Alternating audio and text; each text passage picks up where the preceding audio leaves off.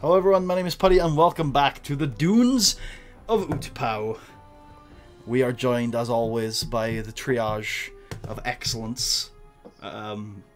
Chris Tombson, Marshall Pearson and Sir Corey Wadsworth. Marshall, what about a Google Assistant? Well, I'm assuming you've all seen the video where Google Assistant is able to call like a hair salon and make an appointment for you. And the people at the hair salon, I mean, it basically passes the Turing test. They didn't know that it was a machine. They just thought it was a person calling them.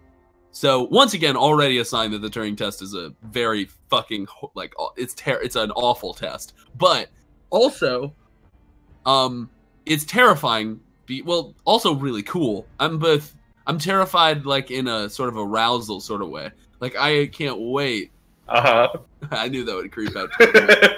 I can't wait for us to start using these programs in other aspects of our life. Like, I'm not a huge fan of, like, Cortana's and the series of the world, but if they were able to speak to you like a real person, then I'd probably start using them because I like real people. I'm just not a fan of dumb things. So, I don't know, that's... You know, when Cortana does become self-aware and Siri, they're going to remember that. They will. They're going to know. I mean, there are video evidence of these words. I turned off Cortana functionality because she kept opening up when I was doing absolutely nothing. So I want to let our future robot overlords know that I never turned you off. Never. She can't hear me. I plugged her ears. She can hear you. It won't matter if you plug their ears. Also, they're going to know when they ravage the internet in 2 seconds. Also, downloading all the information into their brains. There are constant memes about Google being like the company that will rule the world, and of course they're the Skynet-esque developer that invents this this very realistic computer program that seems like a person. They did recently remove the whole "don't be evil" thing from their company policy. What? That is such a red flag. Why would you? Okay. In my opinion, once you put something like that in your company policy, you can't remove it no matter how dumb you think it is, because the moment you remove it, everyone's like, well, they clearly have changed their mind and now they're going to start being evil. I think it's just a sign of the times. We need to be more inclusive of people from all walks of life, and the evil people felt discriminated against. I mean, I'm an evilist. Right now, they're kind of running the place. They should feel pretty happy. They just don't feel comfortable in this culture war we've created, you know. This culture war? Being an evil guy, you know. I feel like I always have to hide my evilness. That's fair. That's fair. I want to be an open evil fucker. Like that's. I feel like your evilness is easier to keep out in the open if you pretend to be a Sith Lord, because then people are just like, "Ooh, it's a Star Wars nerd." You know? Yeah. I'm gonna try that. Yeah. Right. So. That was a transition, by the way. Yeah. Okay. So let's steer into that. Speaking of Sith Lords, Chris, why don't you recap what happened last session? All right. Now, I may actually be having a stroke, so this one might be extra saucy. Okay, and Marshall, why don't you recap what happened last session? Okay. I just realized that Chris did it last time as well. So. Oh, okay. Oh, okay. I thought you just hated me like you said you did. I mean, I do, but. Oh, shit. Okay. Awkward. So basically, last session, from what I recall, was a real fun jamboree of a time, in which we tried to break in, or we did break in to the old council building, was what I believe it was called. The former government center of the public government, the non-corporate entity that used to have some power on this planet before it was completely abolished. Thus killed a lot of people. We went in, we eventually realized that the people inhabiting this place were rebels against sort of resistance fighters against the government. And we also found documents which seemed to indicate the location of our, or did indicate the location of our target. We had some interactions with the rebels. Some of them were pretty goofy. One of them was very goofy. I can't imagine who you're talking about. I can't either. But after we left the hideout, we went. We also found out one big thing there.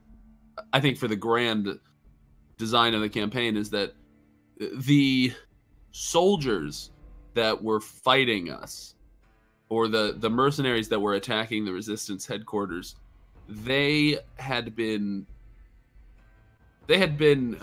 manipulated using some sort of evil Sith magic, and their eyes were completely gone black, and their souls were completely fallen to the dark side. They were lost, basically. And they were just whispering commands over and over again. So at this point, it seems clear that, assuming the Sith Lords that we know of were the ones who did this, which we're pretty sure they were, that means it probably just means the Emperor is able to, like, really, really badly fuck with people's minds permanently, basically killing them. Maybe it's not permanent, but it seemed like it might be. We left there, and we went to investigate where we thought Bao-Dur was hiding, and we found out that Bao-Dur had been taken by the Sith. They followed up on this, and they were able to track down Bao-Dur's location. He had been left almost dead on one of the moons. He was brought back, and he's now tied up. And we plan on going to the Jedi outpost this session. And when we get back, hopefully he'll be awake and we can talk to him. Oh yeah, spacecation time. Let's leave him for a week. We left him with enough supplies, right? What? You left him with a bowl of water. Yep, pretty much. So maybe a couple days. Maybe a day. Let's try to not make it longer than a day. If we are gone for longer than a day, one of us should head back to check up on him. Sus will head back to check up on him. No, we won't. Yeah, he will. So you guys head to the north part of Sursub Central, and you guys meet up with your contact Ginny and two men who are dressed in quite clearly heavy-duty environmental gear, but underneath you can still see the familiar orange uniforms you've been used to seeing. She says, "Hi, how has your stay been in the city so far?" It has been interesting, to say the least. Yes, it's sorry for the commotion. We don't usually have such active nights here. Well, I am excited to see how the outpost is faring. And I can assure you that despite the break-in last night, that the Laquana Hotel was completely safe. You know, Sorry, someone there has to say that. It probably wasn't. There was a break-in at the hotel last night? No, there was a break-in at the Centroplex. It's very unusual, but they're looking into it. Was anyone hurt? Just one on-duty officer. Minor injuries. He'll be fine. Good to know. Well, take us away. Okay, you guys ascend. This is the opposite side of the city from where you guys entered, and this is clearly a turbo lift that's designed for personnel rather than vehicles. Question. Yep. We all have suits correct for the surface, right? You two have suits that you think are correct for the surface. I'm not sure about Corto. Did you not get a suit for the surface? You know, Probably not. That's a big oof. Ginny notices this conversation and says, I don't know where you obtained that thing. Guess you're a war collector, but those suits usually have quite good ventilation. Oh, so yeah, I guess you're right. It should be fine. I mean, you'll have a tougher time than your friends, but, you know, you seem sturdy enough. Yeah, war collector. Make a average streetwise check, Kasari.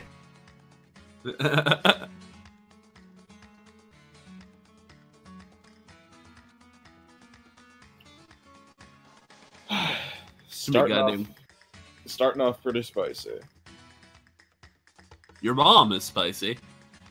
Yikes, dude. Yikers.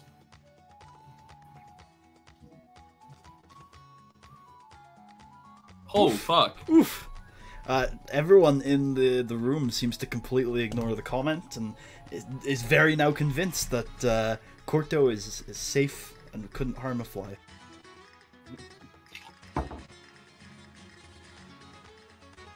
So you guys begin to ascend the personnel turbo lift, and as you go further and further up, you start to feel the heat grow to an almost unbearable degree. You guys start to kind of feel out your new equipment. It starts to get a little bit better. Cordo, I'm gonna have you make an average resilience check to see how the heat deals with you, works with you guys. The rest of you two can probably just, for now, you're not really exposed to too much of the elements yet. You're probably fine not to make a check. Yeah, Cordo, you're okay as well, but all of you notice... God, you're gonna die, Cordo. All of you notice, though, as you get to the surface, and I mean, I don't know your entire life history, but this is probably the largest amount of heat you've ever felt. As you get to the surface, you see this wide open landscape, this craggy, hilly landscape ahead of you, mostly black stone carving the path, and rivers of lava across the planet's surface.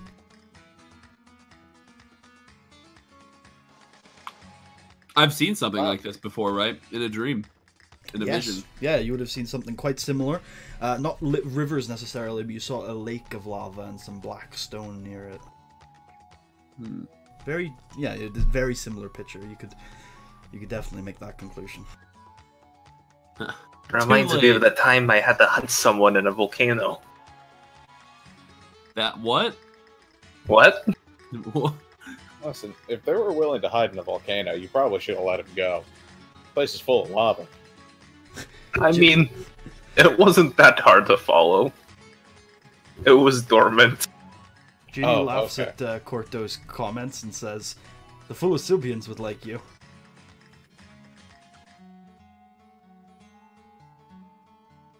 Yo, get fucked. Yeah. I mean, that's clearly a shot. She just took a shot. I don't think it was a shot. Took a shot.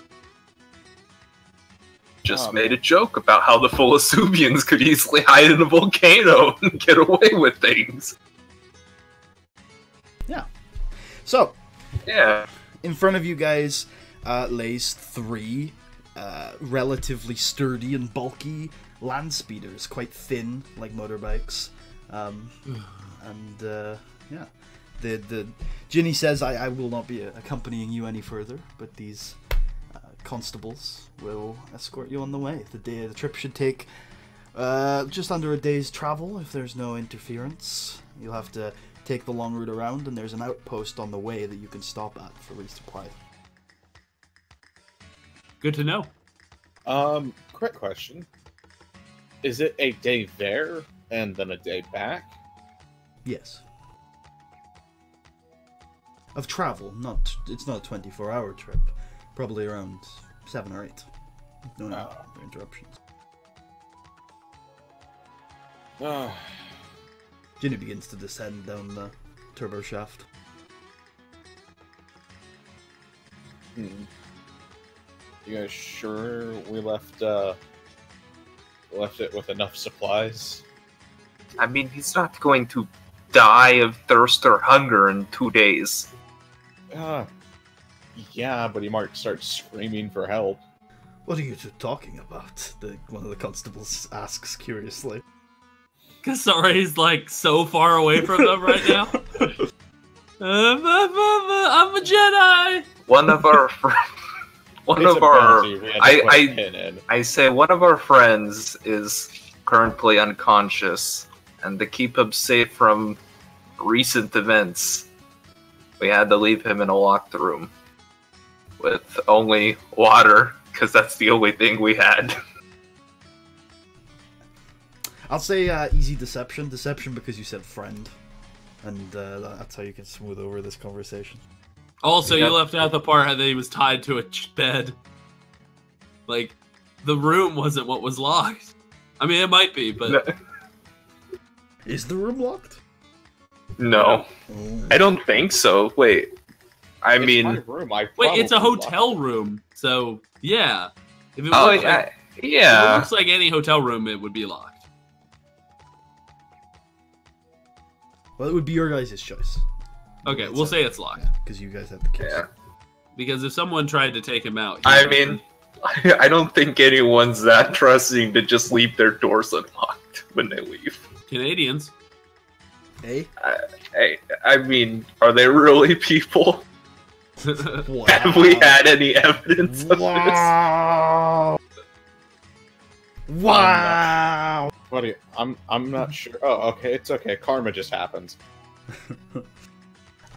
So he looks at you a little strangely, and his hand reaches for something in his pocket and says, "Ah, sounds reasonable. Are you guys ready to set off?" I smoke a cigar. No, just kidding. I say yes. Okay, so how the two constables get on two of the speeders. They're clearly two-person speeders. So how do you guys want to arrange yourselves? Wait, there's two constables and they're two-person speeders. Yes, and there are three of them. Oh, I thought there were... Okay. So, who's the best at driving? Well, planetary. I can use my force die with the piloting planetary skill, which means I can basically roll 4 white die on the check, so I could be pretty good at it.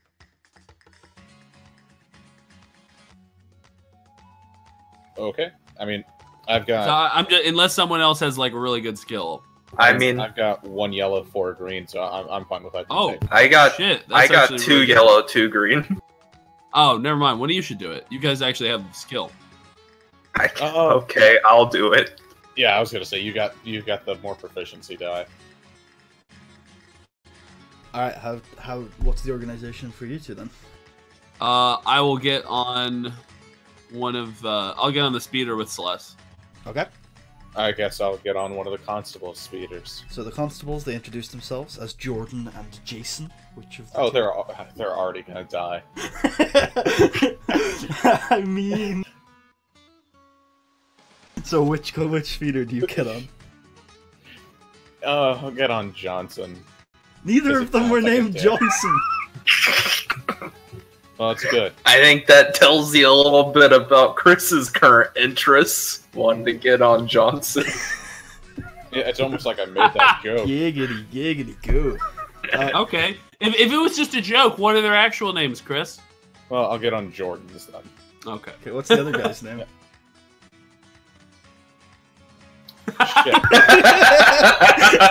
Shit. Listen, don't pressure me, alright? I will instantly mind Blake no matter what. Okay. The other Now guy's his name has become Johnson for me. What was his actual name? Jason. Jason. Yeah, that was it. Jason and Jordan. Okay. So you guys begin a trip across the hellscape that is the Solist surface. It is hot. The sweat is palpable on all of you. It is a grimy, dirty journey. And after probably about an hour of travel, I want you all to make an easy vigilance check. Oh no. They're taking us out here to execute us, guys. The game was rigged from the start. What the fuck? Why? Why are these rolls? I'm glad I got on with the good guy. Ish. Wow. I just want to point out that, like, I shouldn't be failing these. I feel so sad.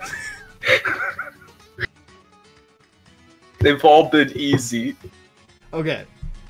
So, Kasari and Celeste will have you take a strain each, but Corto, you hear a slight rumbling underneath you. Kasari, you hear this rumbling, and you think you might recognize it as the rumbling that you heard up on Noob.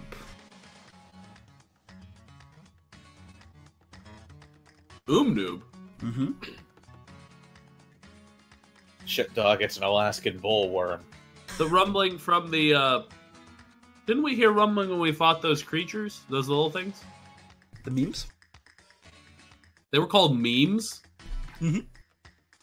Mm-hmm. They were. They were. M-I-I-M. Memes. Oh my god. And now I wonder if Marshall was just like drunk that entire time. Just didn't even realize. Like, it's hard to remember with the whole Cedric incident in the same session, you know? Honestly, yeah. Yeah, that's fair. That is fair. I don't even remember what happened. That's okay. So, I say so. This is similar to the rumbling from them. Very similar, yeah. You could definitely make that conclusion. I tell Celeste that perhaps memes are gonna come out of the ground. I At this point, start to speed up. Oh, okay. At this point, you notice, all of you, Jason's solo speeder take a tumble. Jason I solo? move forward. You're leaving Jason behind? Yes. Kasari, what do you say to this? Wait, what do you say, so- Cordo? What's happening to Jason? He's slowing down? No, Jason's speeder has tumbled, and he has fallen off of it, and it is going for a skid. Is he followed into the lava? No, he's on the stone floor. I say Celeste, hey, we need to turn back. That guy fell.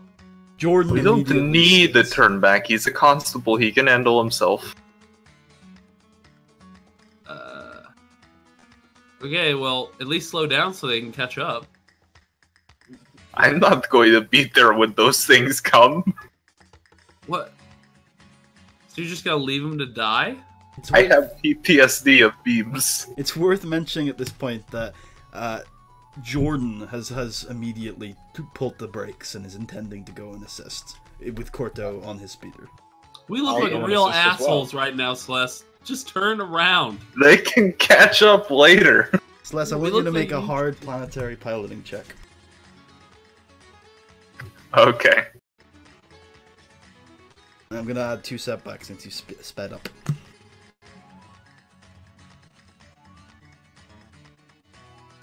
Then what's the hard planetary check for? It's to avoid this incoming bump in the floor.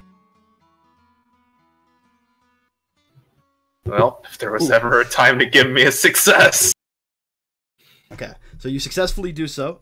You slow down a little bit, and with that threat, I'll say, Kasari, your grip on the speeder begins to loosen. Like I said, it's very similar to a motorbike, so it's not too hard to go flying off one of these things. And what happens then? I don't. What should I do something or? No, you're still on. You're just Okay. slipping off a bit. You know, you're Stab really sauce. sweaty, as I mentioned earlier, so there's probably no way for you to really increase your grip. You just sense that if Celeste was to go at that breakneck pace anymore, and were to, have to make a sharp turn or something, you'd be in trouble. I say, Celeste, if you keep going at this breakneck pace, or let's say you have to make a sharp turn, I'll fall off. Celeste ponders this for a real long and begins to slow down to a normal pace. Okay. But you're still leaving Yep. half of the party behind. Yep. Seriously, I'm not cool with this. We need to go back. Then you can jump off. Cordo, roll initiative. You are prepared. There are Seriously? 3 memes attacking Jason right now. Oh no, not the memes. Don't worry, I've brought my own memes to counter with. In the meantime, Slash and Kasari, you can continue your discussion, because you're not part of this combat at the moment. Let's see. Oh, wait. I almost made it done.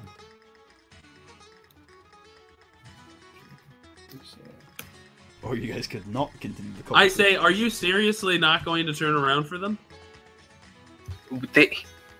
Look, Corto is an experienced bounty hunter, and the 2 are constables. They can handle a couple of memes. I mean, we should be keeping pace because of 2 things. 1, I don't really want to fight those things. They were a pain.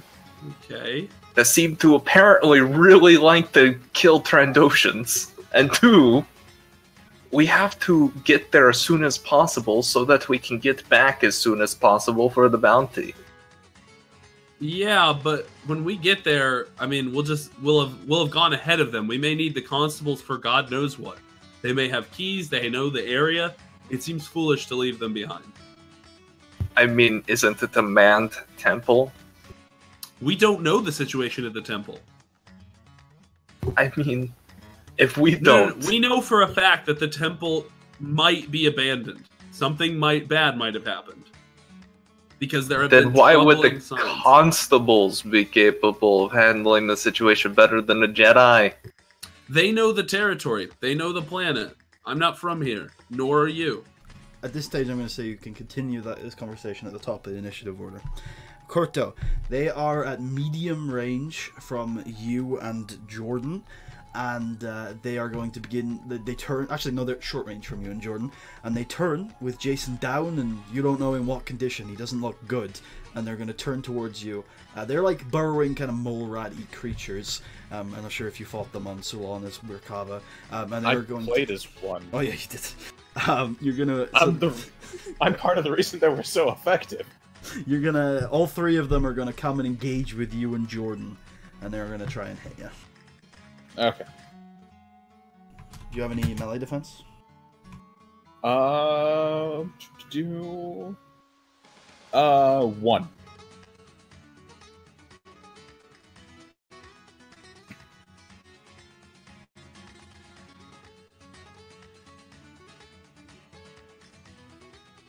Okay, so he is gonna deal 6 damage. You can soak it. I soak all of it. Okay, and he is gonna spend the advantage to knock you down, so you are now prone. Even though I soak the full damage? Yes. Oh, okay. I think it's only crits that require you to take action. Oh, yeah, that's right. Next one's gonna attack you again. Dealing another 6, and he can't crit you, so he's just going to put a boost over to his friend, who is going to attack Jordan. Oh, okay. I was like, man, they love comboing me. Ooh. Oh, poor Jordan. Poor Jordan. Yeah, Jordan is unconscious.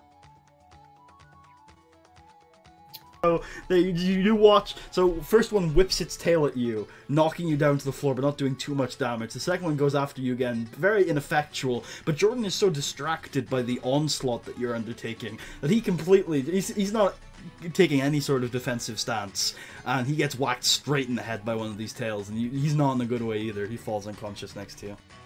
Sweet Christ. Alright. It is your turn. You are prone. I will take a maneuver to stand. Yep. And I am going to shoot at the one next to Jordan. Okay, they're engaged with you, so let me just find what the difficulty is going to be. You're shooting with both pistols, I presume? At least trying. Correct. Yeah. Trying is the big word there.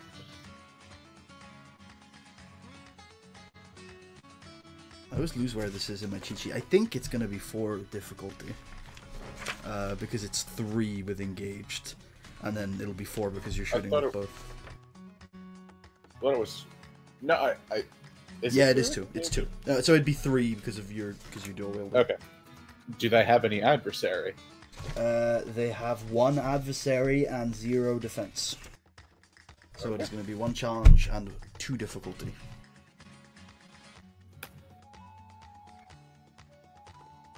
Oof. Oof. We haven't had despair in a while. Yeah. So how much damage Yeah, are you doing? Okay, well, let's see. Combat tab. Shudders a little. Nightmares of despair causing permanent fears that never go away. Hey, I think I see a chair over there. That is good. Oh, sweet Christ. I'm going to do 13 damage with the guns and the success. And I'll crit. So wait, it's 7. Isn't it 7 with each? Oh, yeah, that's right. That's how we're doing this. Yeah, so it's 14. My bad. That is how it works rather than how we're doing this. But yes, sure. Listen. Uh-huh. I'm a potato. Yes, as you tend to be. Okay, so that's 14 damage to it. Okay, he soaks some of it, you can tell. And I will crit. Apparently there's an actual phobia for chairs. Actually, Specifically- he soaks each differently, so... Cathradophobia. You gave me cathraphobia. Cathrophobia. No, you gave you cathrophobia. So, I was just looking at chairs. oh, someone's looking through my inventory. Yes, I am. Anyway, I'm done. You can do whatever the fuck you want. Oh, okay, yeah, I was gonna crit. So, Wait, no, doesn't it take 2 advantage to hit with the pistols? you are right. Then I will boost my next check. Okay, yeah, that's fine. Alright. With the despair, you can tell with the heat that they're getting to the tubing mod that you've got installed on the armor and the pistols, which means you can hear a little click as you fire, and you sense that there may be some really long-term damage to those tubes from all the heat. And you sense there is some short-term damage to your pistols. It's going to take a maneuver each to reactivate them. But that's only short-term. Your tubing seems to be a long-term issue. You're in a bit of trouble. Find someone to fix that. Anyway, yeah, that's my turn. Okay. We knew this great mechanic one time. He is no longer with us, though. Jordan is going to end next because he is unconscious.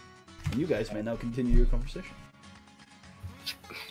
Fine, we can turn around and check No. to see if they're okay. Did you say no? No, I say, oh. Oh, I thought you said no. Like, no, we go forward now. It's like, They're gone. It's over. so I guess Slus begins to kind of turn around, a little frustrated, but keeping a normal pace. He isn't going to be speeding off. Okay, in that case, I'm going to have you make an average piloting planetary check with 1 setback, because even though you've slowed down, this thing still doesn't have very good handling. And you'd think that they would have better vehicles for this kind of trip.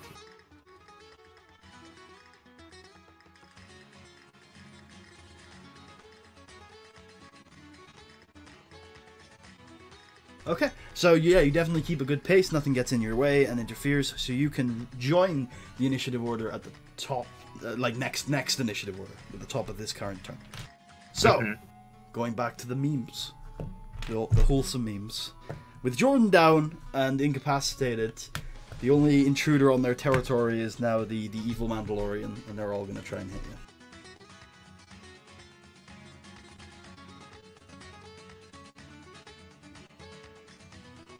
That one misses. Woo! It's going to send a boost on to the next guy, though. Who connects, dealing 8 damage. I take 2. And then the next guy is going to try and hit you.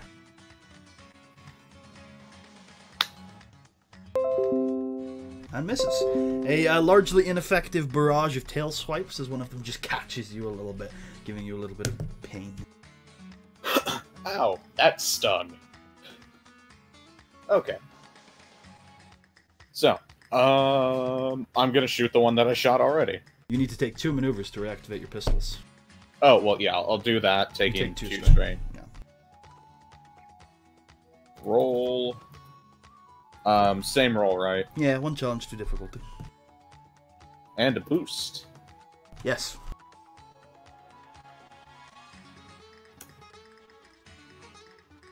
Ooh, baby, that's 5 XP.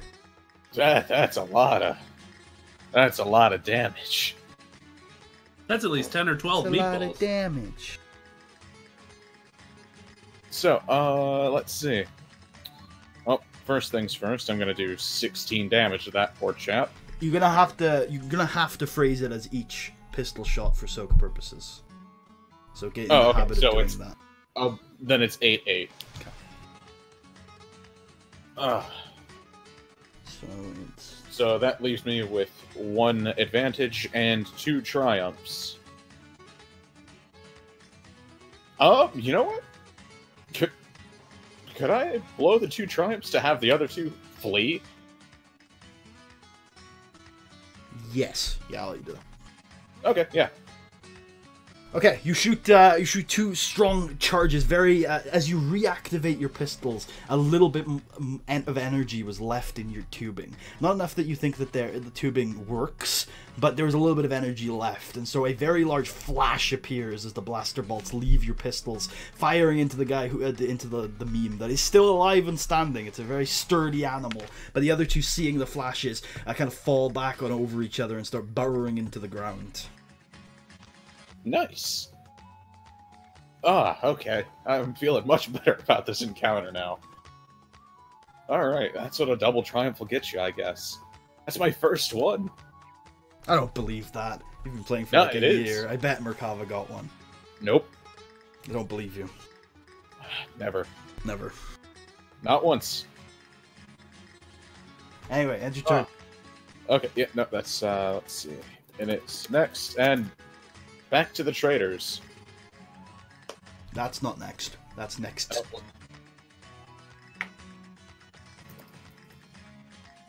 My bad. Okay, Jordan is still unconscious. I'm gonna... Yeah, you 2 just roll initiative now. That would be Kasari and Sless. Oh, okay.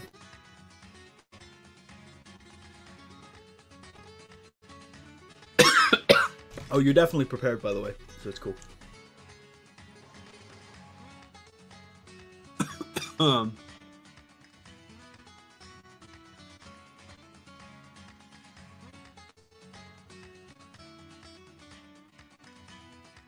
Okay, so you guys come riding in, seeing 2 unconscious orange-rated constables and Corto Foss holding off a singular meme. It is a player initiative slot. Can I just shoot it? Sure. Alright.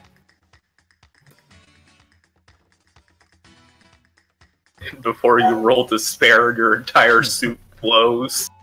Okay, so, yeah, I'm just gonna shoot it.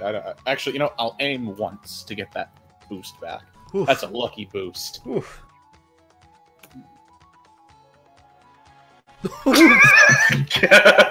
I'm sorry. I won't say anything. I swear. Okay. Alright, Well, so that's how do you what want to kill this thing? Okay, well, I just want to shoot it till it's mush. Okay, so 1 shot, 2 shot, 3 shot, 4 shot, 5 shot, and then suddenly you realize there is still some energy left in those tubes.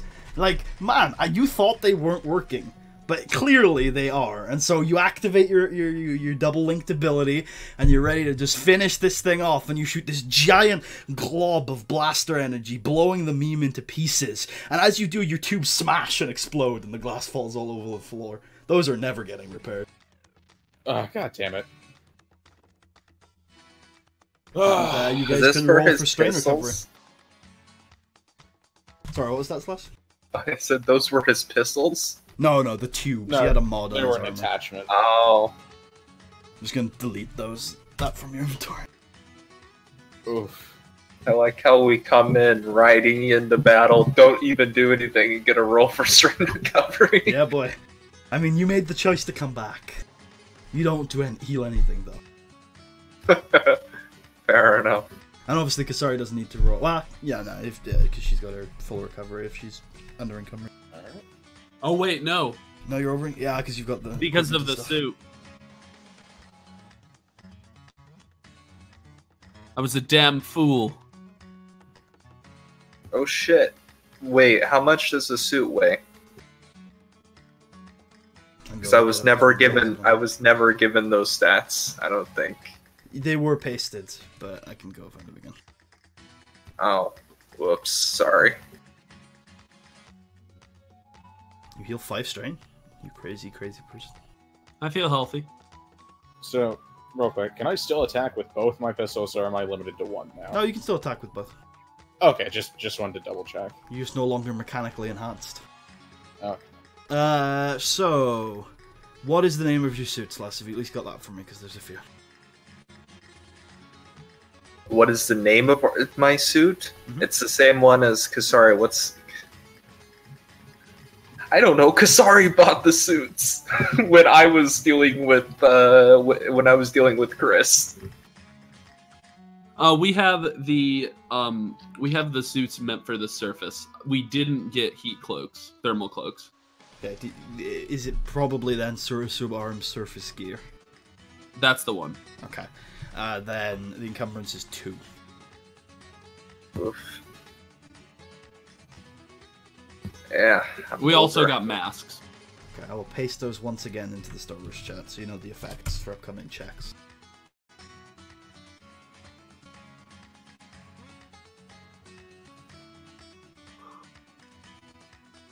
Encumbrance of the masks is 1. Wait, am I able to wear that suit over my armor clothing? You are not. Oh, then I guess I'm not over encumbered. Yeah, but you're still carrying around your armor. At full weight, remember. I mean, can it just be presumed that if I took off my armor, I would have left it there? In I the mean, and hotel, what I'll let you do that, but actually, never mind. I'll be over encumbered. Okay. Just realized we just left that place with a madman. a mad. I guess you have been told nasty things about him.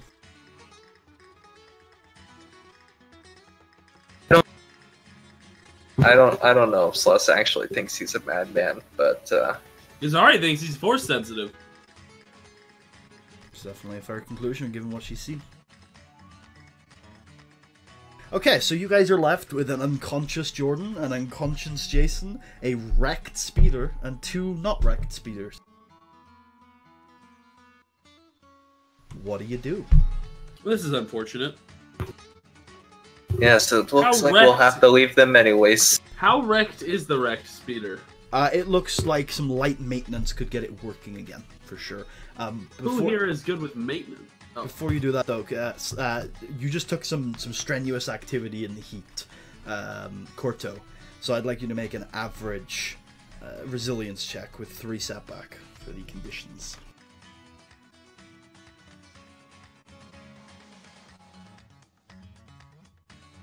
While he's making that, I suppose you can continue your train of thought. I was just asking, who has the best mechanics here? I think I actually invested a point into it. Hold on. I have 2 proficiency. Can you make Oh, that I check, only have Corto? one. What's the difficulty? Average, 3 setback. Can I aim? No. There we go. Oof. Not a good look. No, you take 3 strain and 8 wounds from that entire combat encounter.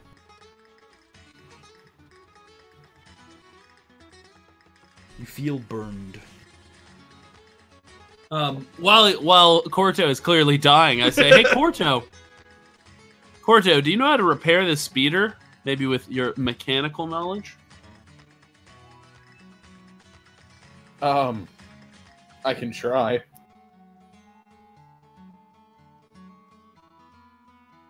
I mean, wait, what's the difficulty?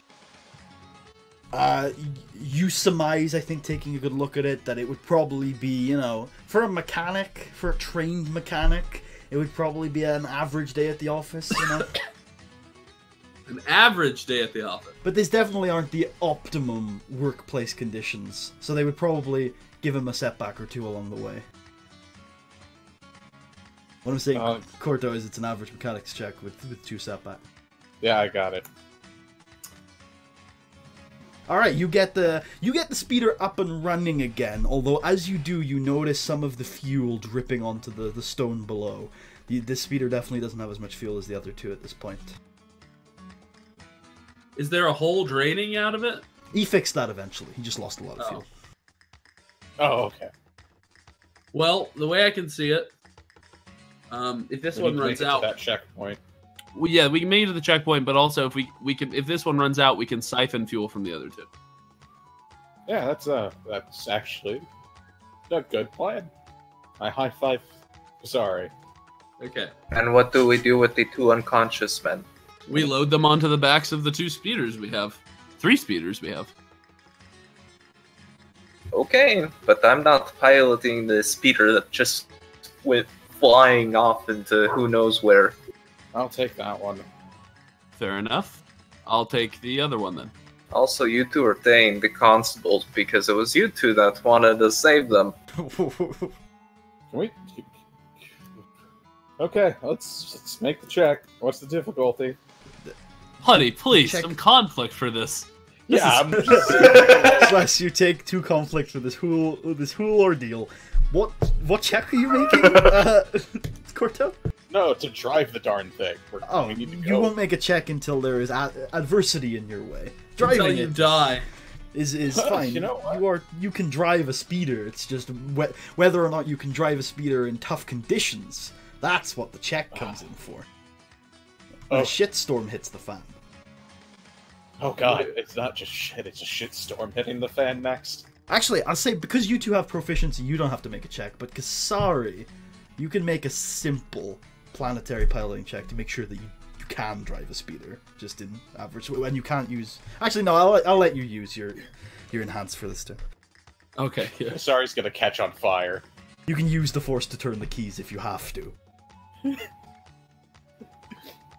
Can you imagine failing this check? I mean, it happens. People have failed simple checks this campaign. That's why I make people make them. I mean, she succeeds. Oh wait, I forgot. Yeah. Oh wait.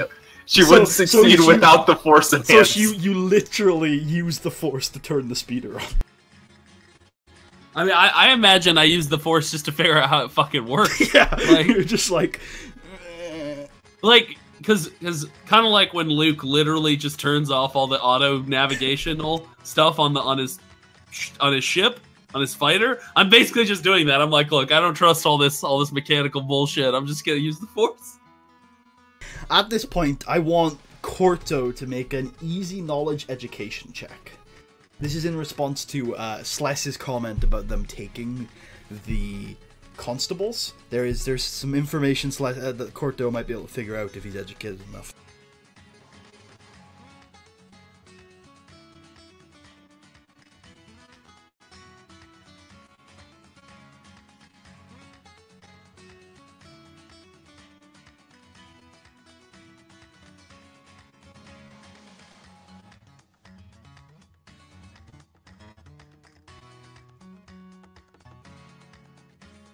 You with us, buddy?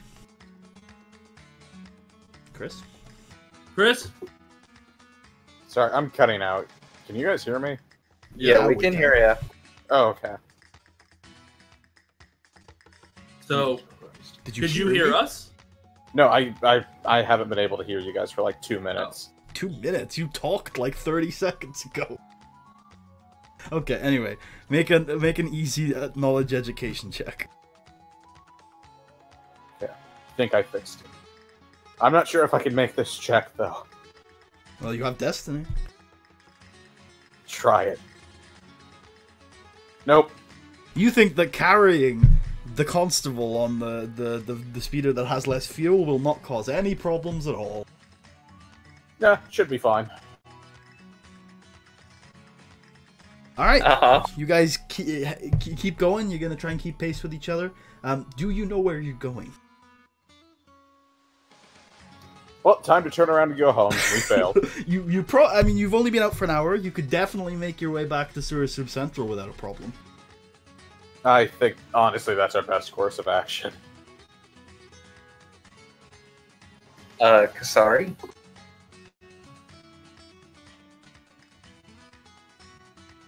Marshall? I look ahead. What do I see? Why don't you Fine. make a daunting perception check to see if you can spot anything with just your eyes?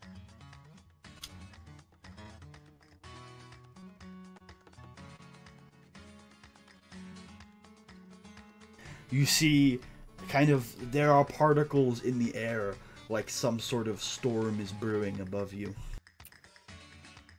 But that seems, now that you think about it, that seems to have been there since you set off. Seems to just be a constant state of storm on this planet. God, this planet's a real asshole of a place to be. On the surface, Yes. obviously. I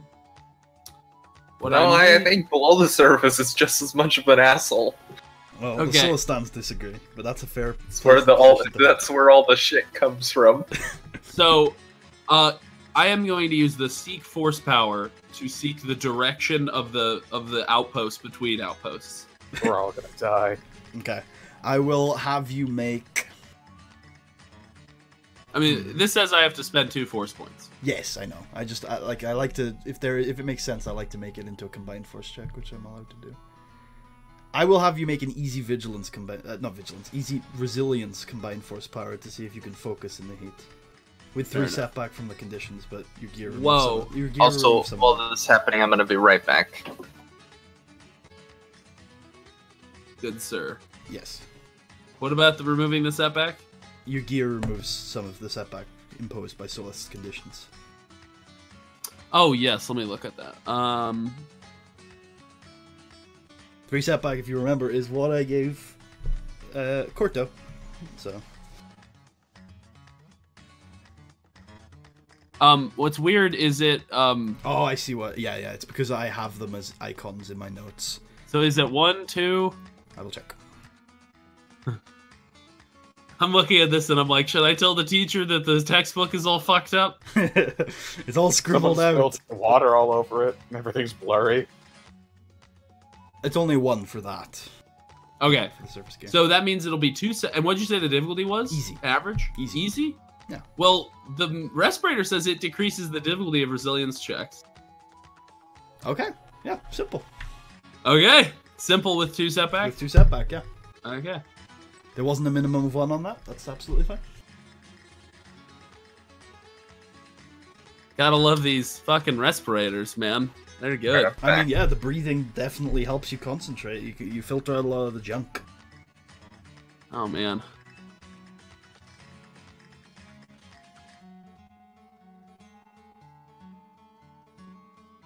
This check is gonna be a bit of a mess. Oh, God.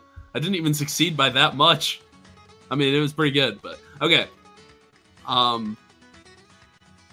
Yeah, so that is enough. I will use the force points to seek out the location of the outpost. Okay. You see a vision. First of all, you see the clouds, the dark red clouds, and the ash dropping from the sky. And you follow the ash. You follow the ash north. Further north, further north. The ash goes north, northeast. Further northeast until you see a pillar of light and a dome over a metal building. Okay. I tell the others I know where we're going. Oh, okay. Right. How'd you find it? The Force. Alright, It's yeah, the I'll buy voodoo that. magic. Though the voodoo magic hasn't come too in handy previously, I'll trust you. Well, you get us there, and that'll be great. Okay, you guys set off north, and then after a little while northeast, I presume? Yeah. Okay, that's No, southwest. perfectly fine. No, I head south and then southwest and then further southeast. You end back at Silver Central. No. Yeah, but north and northeast. That's fine. Get a I'm gonna- speeder, make it to space. Corto, roll me a force die real quick.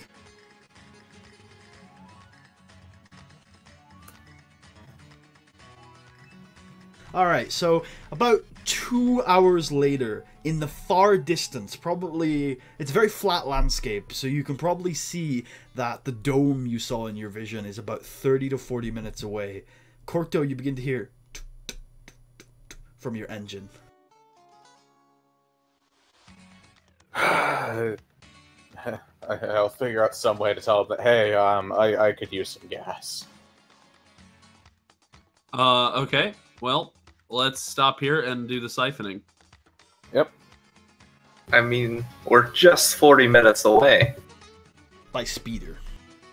Yeah, I think the chick check is like he's gonna run out, and I don't think he'll survive a 3-hour walk through the fucking fire plane. The land of fire. We're in Akira's home. Stop that. This very much resembles the Trandoshan mythos of hell,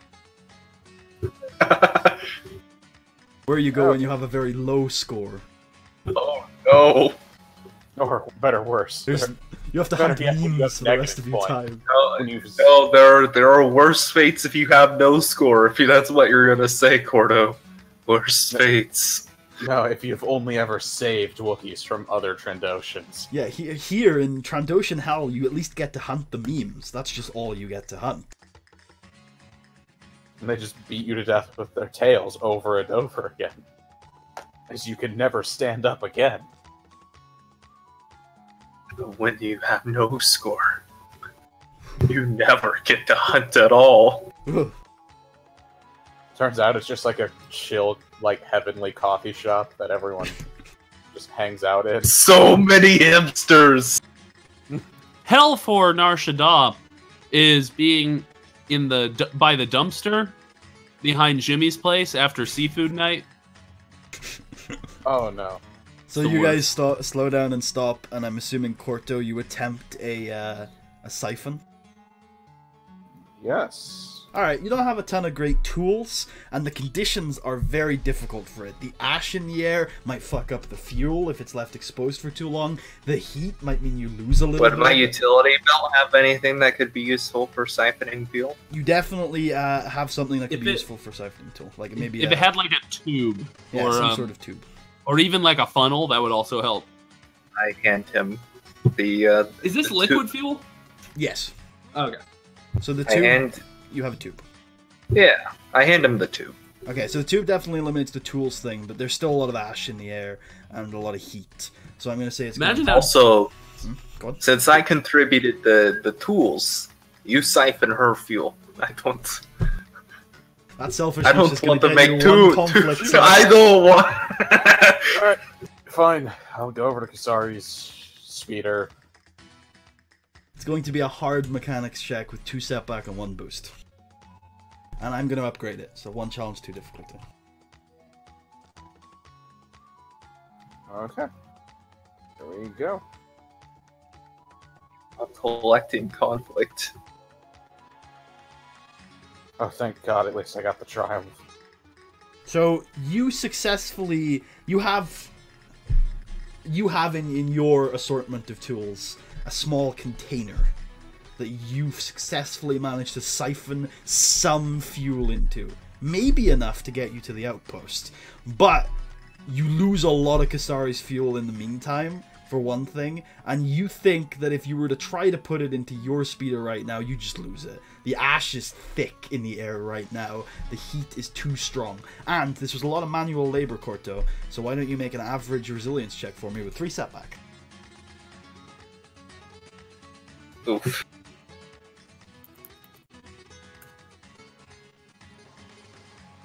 Oof. So you take 2 strain, but you do not take any damage. Alright. Ow. Okay. You all noticed the air getting thicker with ash, by the way. Shit, I can't even put this in the other bike, can I? You suspect not. Not in the current conditions. Ah, shit. Is it, like, out, or could we, like, possibly ride for another 10 minutes to where the conditions might not be as bad? I'm not sure about 10 minutes, but you're definitely not out. Do we see a place where the conditions aren't as bad up ahead? You can't see barely anything with all the ash, and your heat vision is showing you everything. I wasn't going to try heat vision in this environment. Don't worry about that, buddy. I could literally just see white. Yep. Slightly different shades of white. All right. I'm thinking... Yep. About as hot as I expected. Well, wherever is up ahead, it can't be as bad as here. I mean, look around us.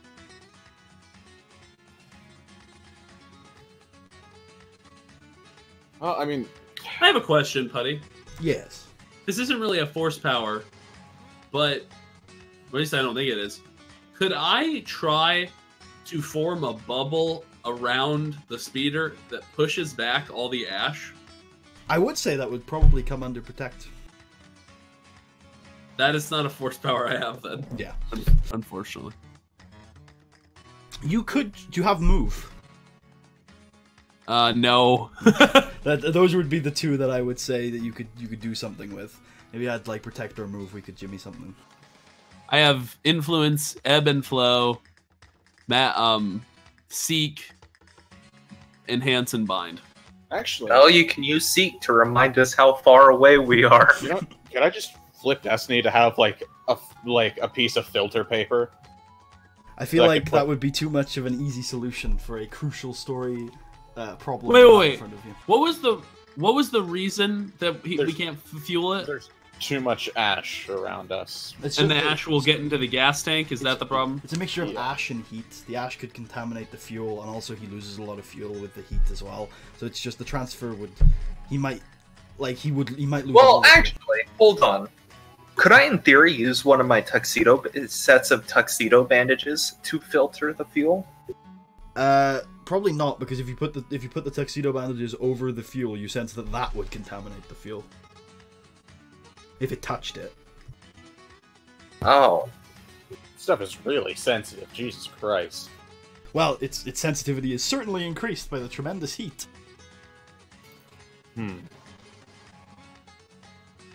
Well, while they're looking around trying to figure out a solution, I pull in my iPod and begin to listen to some sweet tunes. They are sweet. You recover one strain. Oh, thanks. Hey. And gain 30 conflict. I death metal band. You gain 30 gold. A Trandoshan death metal band I'm open to that any... tends to be a little bit racy sometimes. Sorry, because I've got nothing. What I will say is that you guys do have 4 slots on those 2 speeders. But there's 5 of us. There are. We couldn't stuff one with 3 people? Wait. Even if 2 of them are corpses? They're all corpses. Celeste We could can't kill hear us, them right? and abandon them. Why would we kill them? Do you, No. do you say that out loud? No, that was more of Okay. a metacon.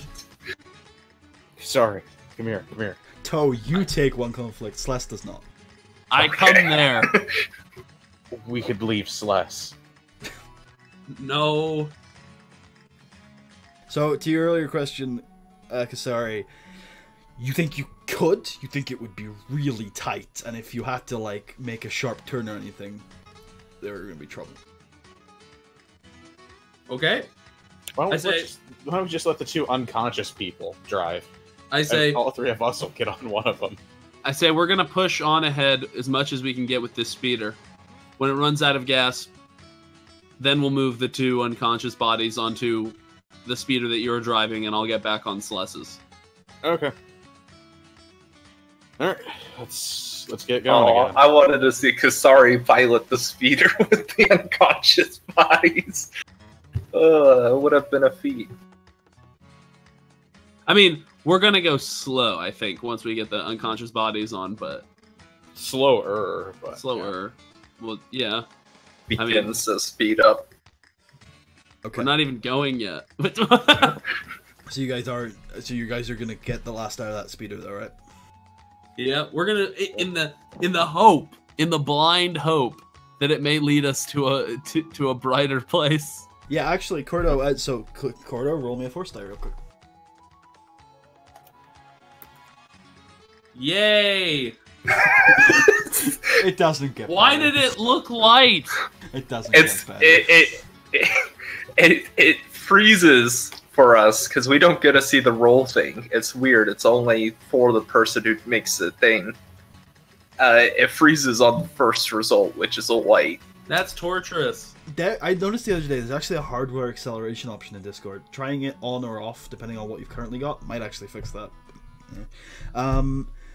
So, after Where's the hardware acceleration option? it's in settings somewhere. I'm not going to look at it now since I'm recording, but Yeah, fair enough. So, yes, you guys fight after about 10 minutes. It doesn't get any better. And yeah, the speeder eventually hums to a stop. Okay. Alright. It's time to, I guess I'll get all loaded up. So again, the plan is for Kasari to go on Celeste's speeder and for Cordo to be with the two corpses, right? Yep. Yep. They're not They're not I like how we're calling them corpses. In that case, hauling those bodies onto your speeder, Cordo, is definitely some serious manual labor. Why don't you make me an average resilience check with 3 setbacks? I mean, I'll help him. I'll help him. Okay. In that case, you can both make easy resilience checks with 3 setbacks. Okay. I appreciate the notion, but I'm probably going to black out. You can use Death. Oh, you can't now. Alright, you take 2 strain, but you do not take any damage. Oh my god, do you black out? No, no. Okay. I would say, I can't help as Toe take a little bit of joy watching your strain slowly dwindle away, considering the events of 2 sessions ago. I'm barely at half. Calm down. I feel like that was probably the wrong check. It's like it was easy with 3 setback. I think you would have downgraded it and taken one of the setback away. But hey, I think this is probably harder than what you would have actually ended up with. So yeah. Are you talking about me? Yeah. Oh, well, I fucked up. Should I redo it? I mean, you fucked up by a lot, but I still think this is a harder check than the actual one, so I'll leave you be and say that, you know, everything's rosy and sunny in Kasari land. Okay. Meanwhile, on fire. So you guys load it up, you guys get on the speeders, and you eventually make it to that dome, that barrier, where a slight opening appears, and you get in, and you all feel a breath of relief as the temperature drops drastically. It's a little unsettling at first, but then you definitely sigh in relief when you realize that you're no longer being essentially burnt. Alright. Yay! So this is what air conditioning in a volcano's like. One of the Sulistan guards in an orange uniform walks up to you guys and says, "Halt, citizens! What's your business? What's with these constables?" They were traveling with us, and unfortunately, we were attacked by some memes. And they the memes are vicious this time of year. They destroyed one of our speeders and knocked these 2 unconscious, it appears. Especially in this part of the world. Down south, they don't get our kind of memes. They're kind of shit tier memes, but here, they're rampant. What just happened? I just vomited. Audrey just vomited on this man. And then Audrey? No, I'm just kidding. Oh, what's my name? Oh, God. Probably change it on Discord so you stop getting confused. Marshall's so You know what? bad about that. Maybe I should just make multiple Discord accounts for all my characters, and then I just, I never have to change their names. I think that at the end of the day, we should probably just use our normal names and then, Never. wing it. No, Corey in the house is the worst. Oh no. It needs to be Sless in the house. IR Putty, hear me roar. So... Yes, so... What did you say again, Slash? What was your line? Oh, I explained the situation about how they were knocked unconscious, probably from the memes. He nods and commands a few infrared rated constables to pick him up and take him into the building behind. And he says, "And what was your business? The surface is dangerous." We're on our way to the Jedi outpost. Ah, it's where you came from? The capital? Yes. Not far from here. Well, you're about halfway there. A little over halfway there. There's been some... If you could... Go for it. Oh, sorry, continue. No. There's been what? Some heavy weather conditions further north, though. And you may need a detour if you didn't want to camp here the night.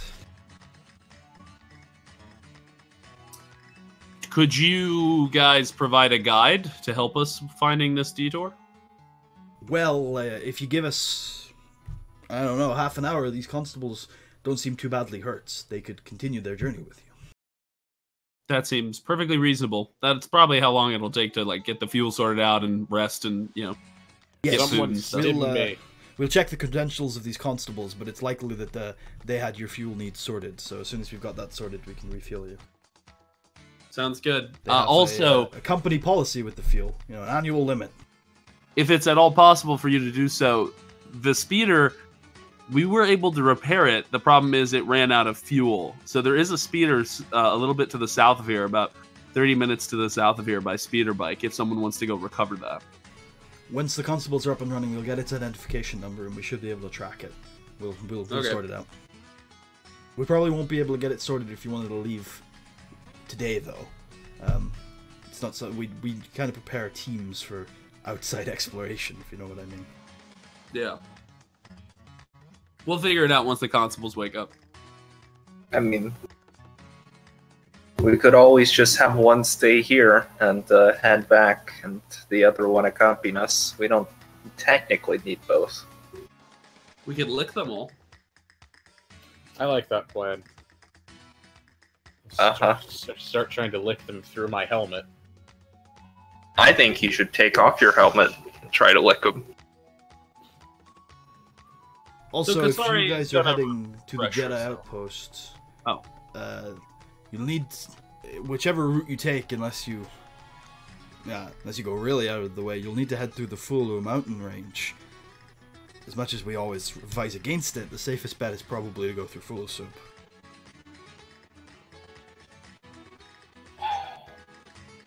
I mean, that should be fine. I'm sure they're nice people. Sure. Also, the detour. How big of a detour is it? Probably 2 or 3 hours.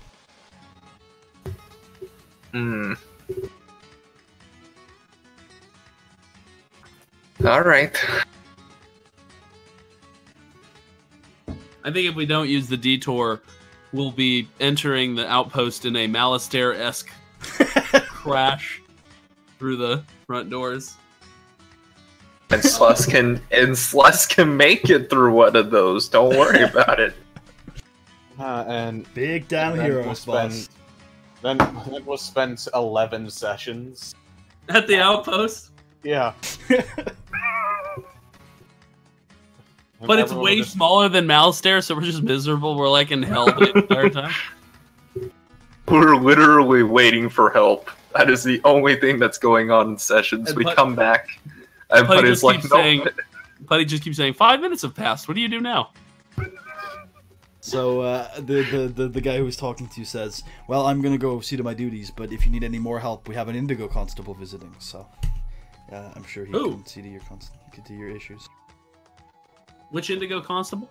Indigo Constable Valkyrie. She's in Whoa, the that tower. sounds intense. I actually I'm kind of hungry. What do you guys have for food out here? Rocks and fire. Military rations, he says. Just like Mama used to make them. Do you have cold water, I ask? We have moderately cold water. I'm sure it'll feel like ice compared to the fire out there. That I can promise you, he says. The main hall is right through those doors. You'll find your Mama's military rations and moderately cooled water in there. Mamas? Yeah, just like Mama used to make them. Fantastic. Hey, sorry, can I get a couple stim packs? Stim packs are for winners. My healing rock, on the other hand. No, that's for losers. No. Yeah, you can have a stim pack. Wait, how many do you need? Well, I'm at 10 wounds, so I could do with 1. Okay, I'll hand you one. These Culto or back to Stimpaks? I hand him one regular stim pack. Okay, that's going to be 5 wounds for your friend. Woohoo!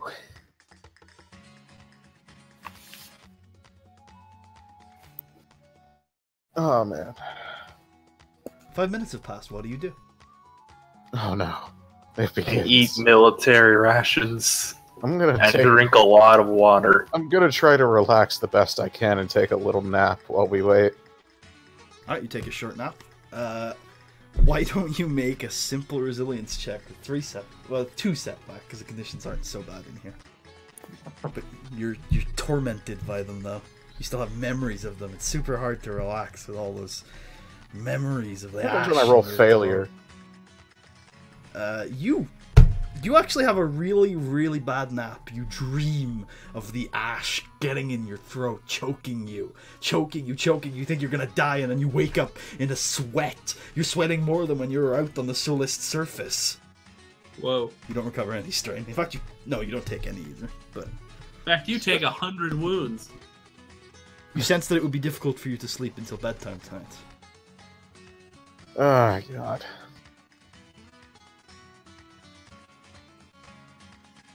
So You what's everyone were else probably in. By the way, you both probably saw him tossing and turning before awaking in the sweat. Are we looking directly at him? Yeah, you were probably all in the same room while you were eating. He was probably lying down on something. Oh no, Sus might have been listening to some tunes, focusing on the good food. Maybe. That's fair. Does Kasari react at all?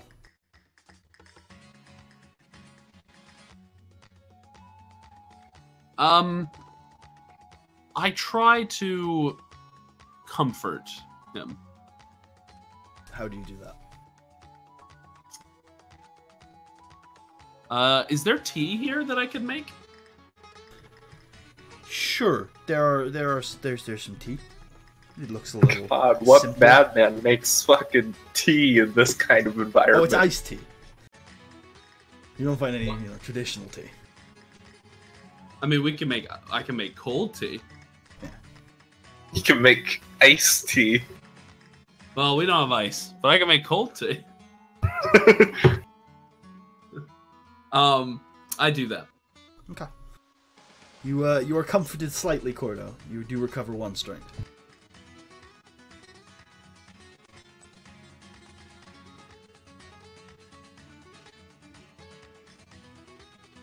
I then kill No. Corto. Maybe we should have just not brought Cordo into this kind of environment. I mean, he fixed up the speeder. He's been useful. He killed the Yeah, mule. he's fine. He's fine. Also, He's gonna be okay. I'm concerned because his strain hasn't gone down. Chris, can you hear us? My concerns seem positive. Valid. Yeah, valid's a better word. Alright, Warranted. I will reduce it for him. I presume that he's either AFK or disconnecting. I'm leaning towards the former. So, we have... Yes, so eventually after a little while you guys are checked in on by a blue uniformed constable who says, your escorts are awake. God damn And it. what about the fuel situation? We checked on your credentials and your speeders are fully fueled. You, as long as there's no problems, you should make it to at least Foolish Soup without any problems. I nod. Can you guys hear me now? Yeah, we can hear you, bud. Okay. Yeah, no, You've recovered 1 strain due to Marshall's tea talk. But I've already Oh. done that for you. Okay. Thank you.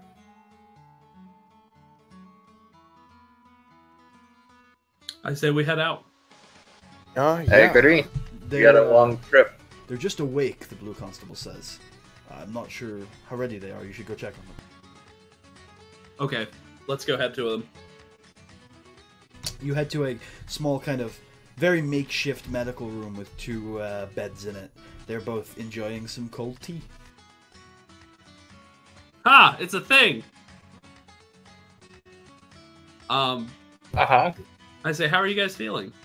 Doc says we got a concussion. But A concussion. Yeah, I'd believe it. I literally saw you guys take, like, just tail whacks to the head. we can, Of course, I stopped them, but, yeah, you guys got the shit beat out of you. we feel pretty comfortable continuing the journey, but you guys are probably going to have to pilot. I'm sure that's not a problem.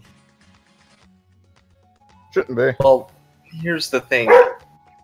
We only have, well, without making the journey more dangerous than it needs to be, we only have one available seat. We lost a speeder.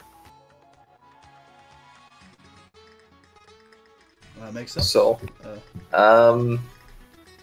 one of you can stay here. Sles I'll hands go. them a knife and says, whoever lives gets to ride. Oh my god. So one of you can stay here. I mean, whoever is in the worst condition probably should. Yeah, we both got beat up pretty much equal amounts. I guess you guys should choose. I don't like that. There's only one way to Well, I thought decide you it. two play rock, paper, scissors and Russian then roulette. get back to us. They both play rock, paper, scissors for a good 5 minutes with you watching as they inconspicuously always have the same result. A draw. What? I do the eeny, meeny, miny, mo strategy. Okay, I'm gonna have you do that. So Jason is on the left and Jordan is on the right. Over to you. Okay. Let's start with the left. Eeny, meeny, miny, mo. Catch a tiger by the toe. If he hollers, make him pay. And Also, he's Like- catch a Wookiee by the toe. oh, catch a Wookiee by the toe. Yep. Let's let him go. What kind of fucked up Eeny, meeny, miny, mo. And then it's who's on the right? Jordan. I say, alright, Jordan, you're coming with us. Okay, he says, gingerly getting out of bed and putting his uniform back on in full. He was fully clothed, but there's like a jacket and some Then he, survival gear. then he picks up the pillow and begins to strangle his comrade. He grabs a blaster pistol from the table, checks it, and puts it in his pocket, and then says, "Alright, I heard about this detour. It's up to you guys whether you want to take it. I've been through some rough conditions before. It's possible, but it's always risky, especially with three inexperienced citizens. What do you think the best route is? Safe for speed, it's definitely going straight to Fullsoup. For safety, it's taking the detour around and across the river. I say we swim through the lake of lava. How dangerous is Fullsoup? Depends on who you are. For me, it might be a bit of a dangerous trip, but we're not going to spend too much time there if I've got anything to say about it. You lot, well, I'd say the Mandalorian would fit in very well there. Same with that Trandoshan. You might give off a bit too many holier-than-thou vibes for that town. Well, I say we go through. What's the worst that could happen? Oh, we'll probably be going through the Fulla mountain range no matter what. It's just about whether we avoid the storm and go over the river or not. Avoiding the storm is going to Fullsoup, right? Both routes will take us through the Fullsoup Mountains. Yeah. The difference is that if we avoid the storm, we go over the river. Let's do that. Okay. Let's hope there's a crossing point today. There's not usually... Is there usually a crossing point? I'd say most of the time. There's a lot to do with erosion. You gotta find a good ramp. So, oh god, we're playing Borderlands. Also, perhaps if there isn't a crossing point, we can we can cover the river with the corpses of memes. Well, there is a meme cave nearby if you guys wanted alternate transportation. Oh my god. My mom No. knows how to tame them. She taught me. That didn't do too well when they were, whipping your body. Were they? Oh, they're all messed up because they're in mating season. If we were to take out the alpha, then they'd all calm down. If we were to fuck them first, they would be a lot more relaxed. So I hope you're ready for that. That's an experience. Alright, let's just go. Alright, you guys gear up to head out on the second leg of your journey, and I need a piss, so we'll take a quick 5 minutes, and everyone get back by 32 minutes past. So you guys know back. Okay. I might collapse.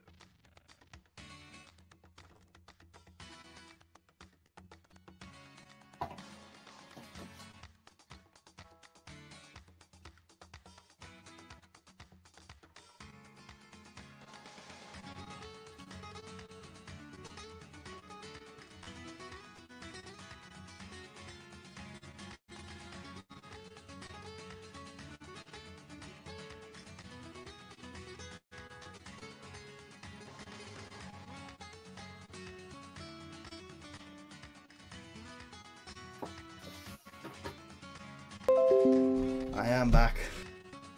Hear me roar. I Roar! am as well. I've always been here, waiting, watching, observing. Always watching. learning. Broski. Always watching.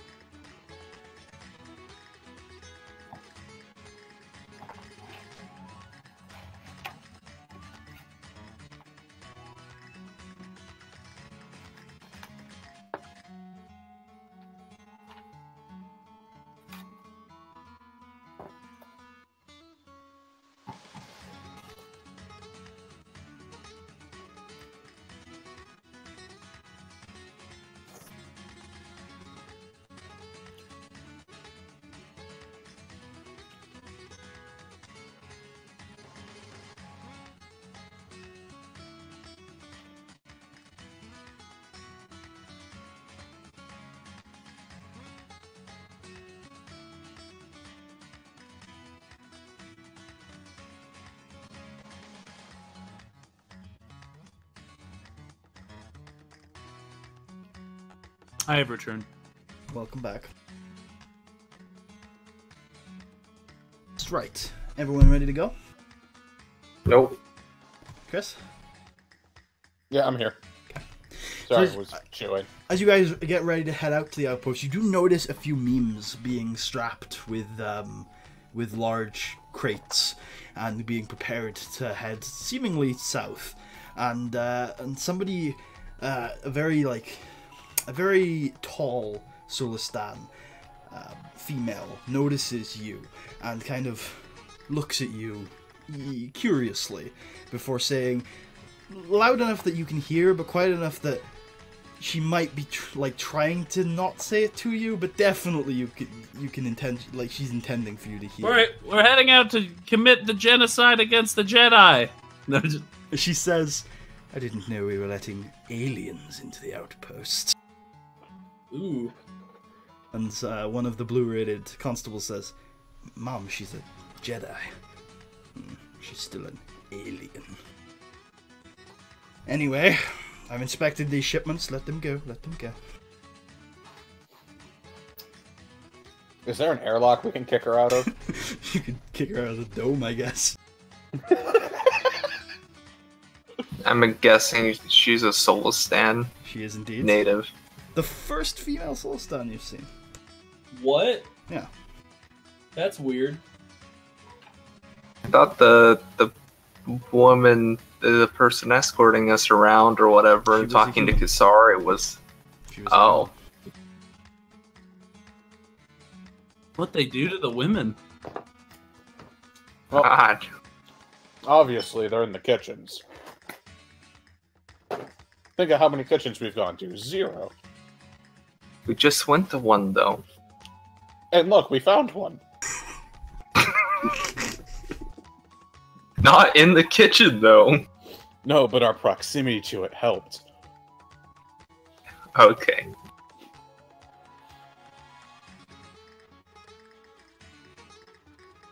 So, you guys have... Les doesn't make a comment. He doesn't care for the alien racism. He just Kev- makes a note to exterminate this planet when he becomes senator. Wow, that's some big stuff. Yep, that's Look, definitely one no one conflict. looks down on the superior Trandoshan race. So you guys head out? You don't make an incident of this? I don't. Nah, I'd rather not. I'm more worried about making it to the temple alive. Okay. You guys head out. You start heading north, and you can see Jordan eyeing up the kind of the rock formations near the lava river, looking for kind of a jumping point. He hasn't quite found one that you that he likes yet. You can definitely tell that. After a little while, I want Kasari and Korto to make vigilance checks, but not Slas, for a reason that I will talk to you guys about in a minute. Alright. Sless is dead. I've never been a wife. Too edgy for me. What was the difficulty? Oh, I didn't tell you. It is average.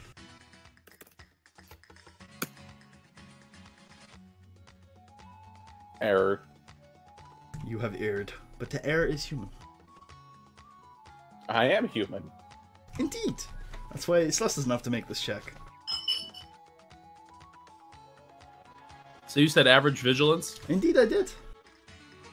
Good sir, you are a wise man. Yes. Yeah. May you lead us to the promised land, which we were promised by promises. Okay.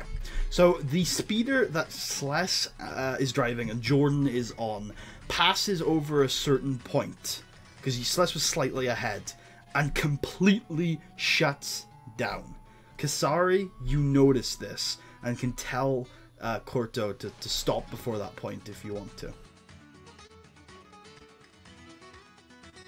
So, I'm on Cortos, You're on Kortos. and Sless has stopped. He hasn't stopped yet, but you can tell that the engines are off. He's shut down. He will soon stop. Yeah, He's I tell rapidly Corto. stopping. I tell Corto that they're slowing down, so we should leave him behind. No, just kidding. Alright, I'll stop. Because I'm a good team player. Alright, it's going to be an average piloting check because it's quite difficult to stop before that point. There's also going to be 2 setback for the conditions and speed. You guys were going at a healthy pace at this point. There was mostly open ground ahead of you. You said hard? Average. Average. And 2 setback. how much setback? 2? They didn't load it with fuel, did they? They loaded it with cotton candy. Yeah, you guys are in kind of an open plain right now, but at the edge of the plain is kind of an upcropping.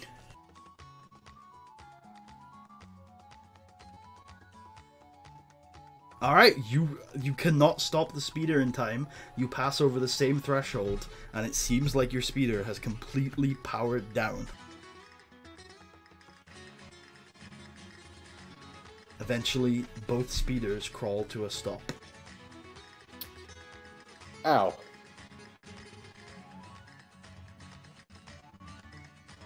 And I just want to go home. When I look at the speeder, is there anything obviously wrong with it? Or Honestly, no. It looks like there's no external damage, no physical damage. You don't sense any mechanical damage. It's just completely depowered. Must be an electronic fault, but you notice that the other speeder has just stopped also. So both are affected by it. Obviously, God wants us to die, so let's jump in the chasm. I'm guessing there's some kind of EMP. Or, I don't know. Do you get off and go check the where you think it stopped? Stopped working? Yeah. Yeah, sure, I open up the hood. Oh, no, I mean like go and check the floor where it's where you started to see problems. But if you want to check the hood, you can. Sure, I walk over to the floor where I started to see problems. You know, Okay. I'll open up the hood, though. Okay, I want you to make an average mechanics check, Cordo. And I want you to make an average perception check, Slash.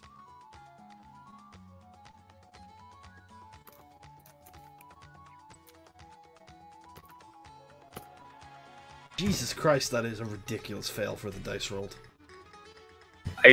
Look, man, you're talking to the same person who this very session failed 2 simple checks with just about as much dice. You mean easy? I don't think you've made a simple check today. Or easy checks.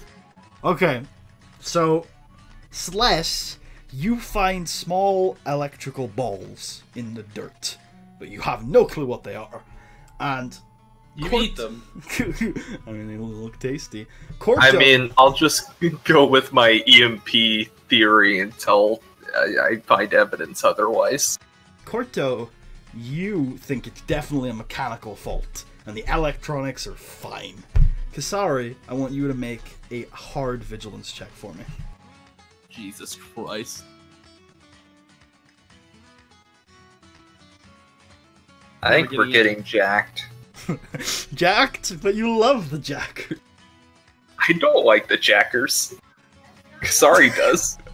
Kasari, you think you're out in the middle of nowhere, and whatever this is will be perfectly fine because there's Might no I one point around. out- This is such a ridiculous set of luck. It'll be perfectly fine because of what? There's nobody around for miles. You guys are totally safe, and you've got loads of time to sort this out. This is literally one of those weird scenarios where someone like lays down like fucking something to like pop a person's tire along the highway out in the middle of nowhere just so they can later jack the car when they stop.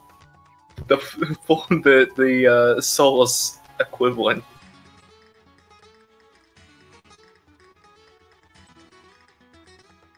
So yeah. I tell everyone that there's no reason to be worried.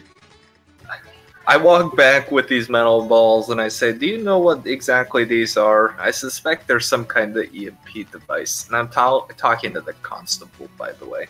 The constable, when Kasari had said there's nothing to be worried about, goes and like sits next to her and agrees. And when you come back, he says, "Ha!" Takes a look at them and says, He says, "Oh God, there's something to be worried about."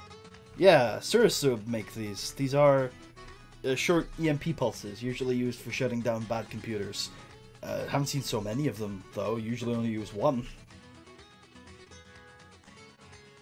At this point, shockingly, the constable gets a blaster bolt to the head and falls over dead.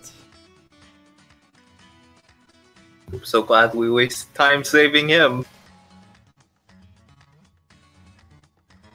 I want Corto and Celeste at this point to make hard vigilance check. To see if they saw this happen. Celeste has 1 boost, so why don't you roll it? Oh, okay. Oh, damn. Those Corto's blaster bolts. like, no, he didn't die. So, Celeste, you're worried, obviously. This is a very shocking event. You take 2 strain. But your knowledge of sniping lets you ascertain that that was definitely a sniper blaster. And you're almost certain that that was intended for Kasari. Oh. That's not good. I say, Kasari, get down immediately. I get down. There's no cover, though. What am I... Do you get behind those speeders? Sure. And I get out my lightsaber. Celeste definitely knew which direction it came from. I hide on the other side, then. I pull out my rifle. If I know the direction, can I possibly ascertain the exact location? You can try. With your rifle, I'll give you 2 boosts on it. I want you to make a daunting perception check. With a setback for all the ash in the air, but you have got 2 boosts. And if you have anything to remove setback on perception, then feel free. I don't think I do.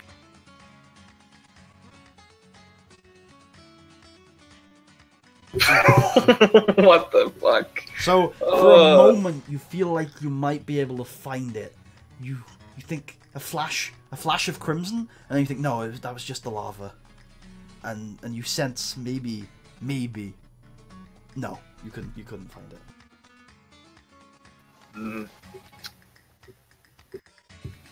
Too bad I don't have my scope.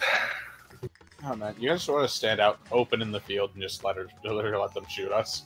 They just shot this dude and killed him in 1 hit. They didn't even make a roll. They might have. You don't know.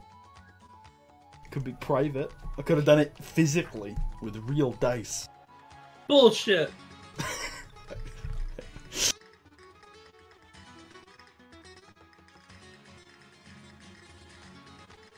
What are you guys doing? I'm guessing would it be possible that I could flip Destiny and have in my utility belt like a scope of some kind, something to see at a long distance? I will let you do that, but I'm not like don't do it yet because I'm not gonna let you make perception checks over and over again. So, like, I understand. I say, well, my idea was I was going to hand it to Kasari, tell her, and we're going to do classic old school sniping, and have her tell me the direction that they're in. Okay, that I will let you do for sure, but you'd have to flip Destiny for that. Nope. I guess I'll just sit down and wait. I pull out a small like scope and I hand it to Kasari and I say, I will say that you do recognize the idea that Kasari poking her head out to have a look might be more dangerous if she is the target than Corto popping his head up. And is Corto nearby? Yeah, Corto's with you guys. Yeah, for sure. Oh, I say, okay, Corto, here's a scope. I want you to tell me the estimated area that they're in, and I'm going to fire in that direction. I get a Red Army helmet and I put it on a rifle and I begin to extend that above the so that the German snipers think I'm sticking my head out. Flip Destiny.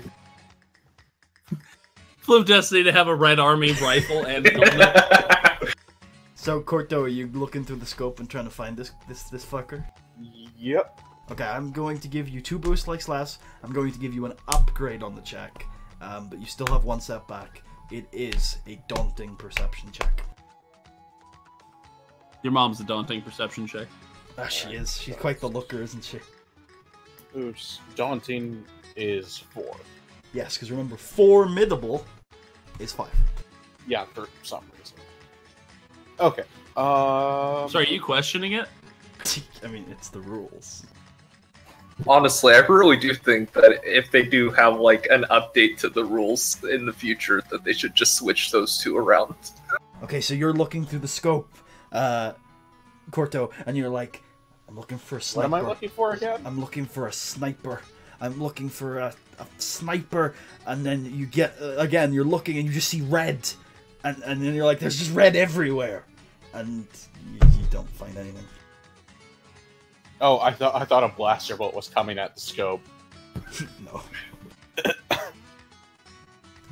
You guys probably at this point clock that it has been quite a while since the blaster bolt has come your way. All you see is red, and then you realize, oh god, they shot me in the eyes. I'm blind. Kasari, I think, because clearly Korto can't see anything, and I can't spot anything either.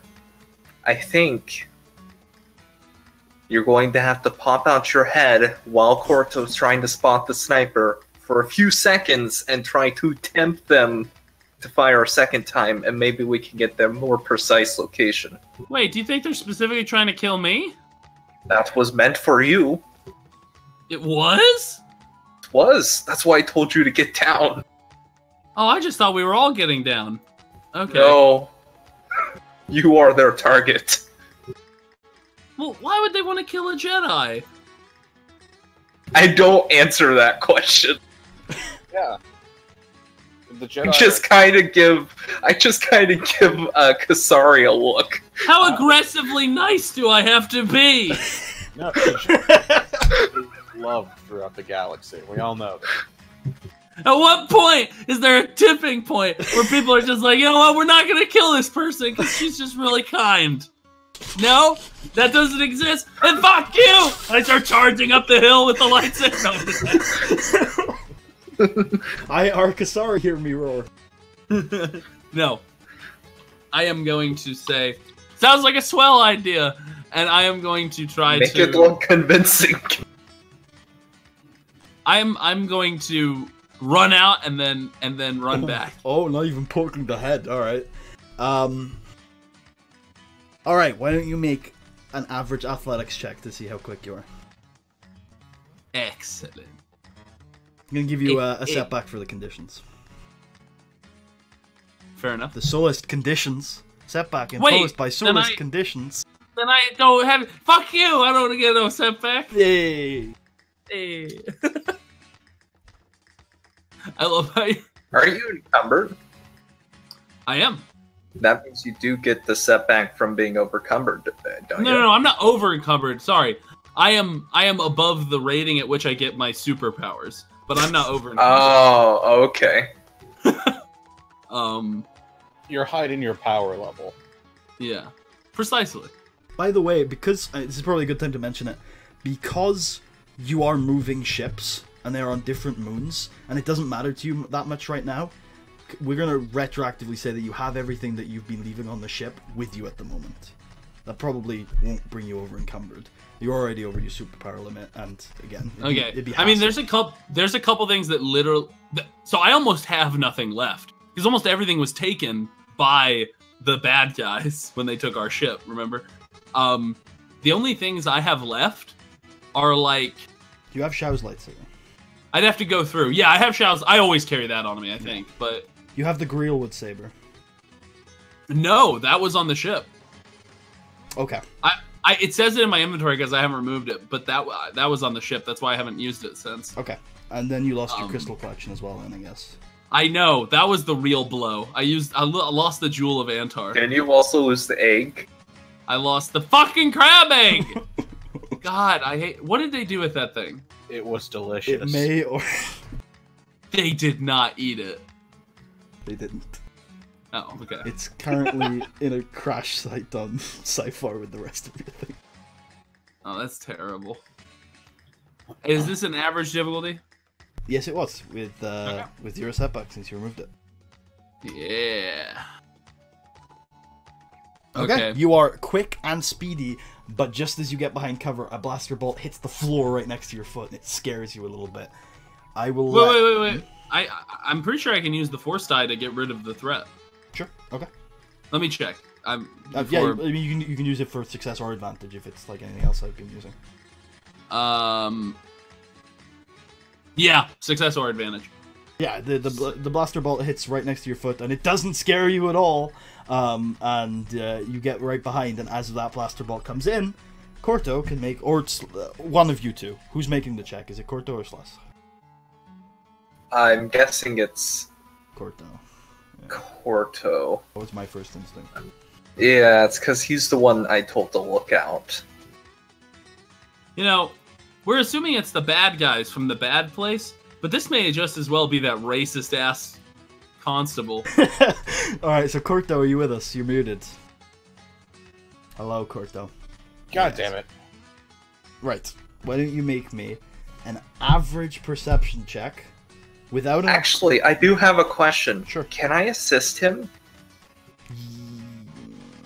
Because I imagine, I imagine he's looking out, but I also imagine that I wasn't, like, you know, looking in the opposite direction. Yeah. Okay, fine. I'll let you assist him. So you're gonna Alright, get no upgrade this time. You got 3 boost, 1 setback. One of those boosts being from Slash's assist. Oh, I was gonna say, can he just get my 3 green die instead? If it's better than his, yes. It is, I think. Well, I have a yellow-green, so what is it now? A yellow. Oh, well, I have 3 ranks, or you can take 3 green die. You need to tell me. Which I'm giving him? I thought it was up to him. Corto, yeah, Oh, okay. Corto needs to tell me. Wait, so you have 3 proficiency or 3 green die? Yeah, because I have 3 cunning. Or, yeah, 3 cunning. So I'll just take the 3 yellow then. Right, okay, so it will be 2 yellow and 1 green for you. Wait, you've got 2... Yes, 2 yellow, 1 green for you. Okay. And it will be 2 boost then. Average, 1 setback. Okay. Nice. So, you successfully see, coming from across the plain, up on one of the ridges, very, very far away, you see the edge of what you think is probably a precision Y rifle, and a robotic head of a crimson red droid pulling the rifle back and escaping. Oh, it's the guy you let free. Did it look like an HK droid? Why don't you make a hard outer rim knowledge check to see if you know that.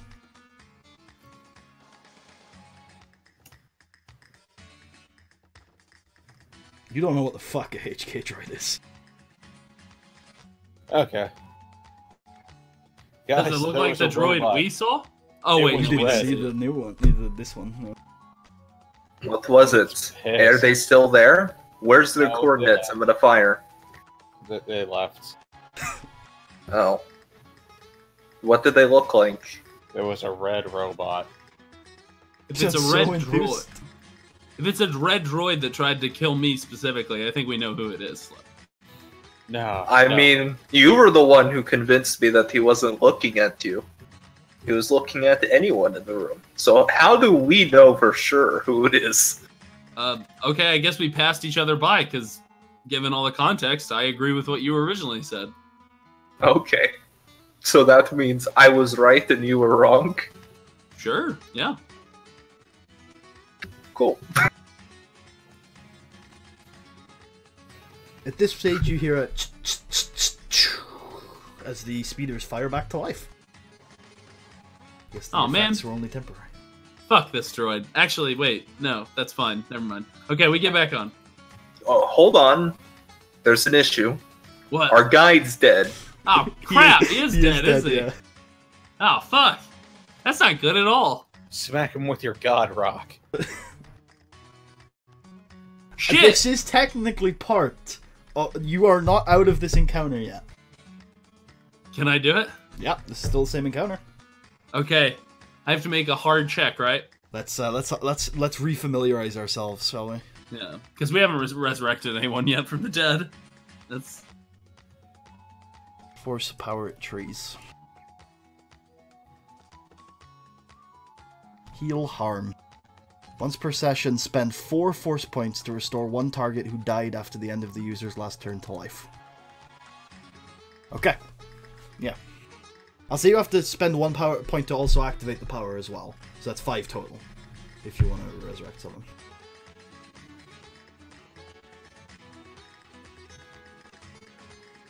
okay. Just the check though. Just the Yeah. dice? Yeah, yeah. Okay. May the gods be ever in my favor. Because I haven't been rolling with the light side for my lightsaber this whole time, but Yeah. You need one more than those light points. do they have to be light points? No? Okay. I'll flip Destiny and use one of the dark side points. Okay. Oh yeah. You feel yourself coursing with this powerful energy, and you establish this connection. You see the life of Jordan as he was educated through the Surasu Business Academy. He was gonna be a CEO, but then he failed his exit exam and went into the Aw. constabulary. He dreamed of being an Indigo Constable, but now he's in his mid-40s and he's only He an wasn't orange-rated racist enough. constable. You need to be super racist to be an Indigo Constable. He never made it. You focus on his hopes, his aspirations. You begin to feel him coming back to you. You begin to feel his essence growing, but it's not enough. So then you focus on his failure, his aggression, his anger, his hatred. He's not ready yet to die. He has more to do, and this life hasn't shat on him enough. And he will God. keep that heart beating. And suddenly he goes, I don't like that. I don't like that last part. I don't like that last part. his eyes open. He says, "What's that?" Well, you took a bullet. Congratulations, you're officially Jesus. I'm Jesus. Space Jesus. I was sitting, and then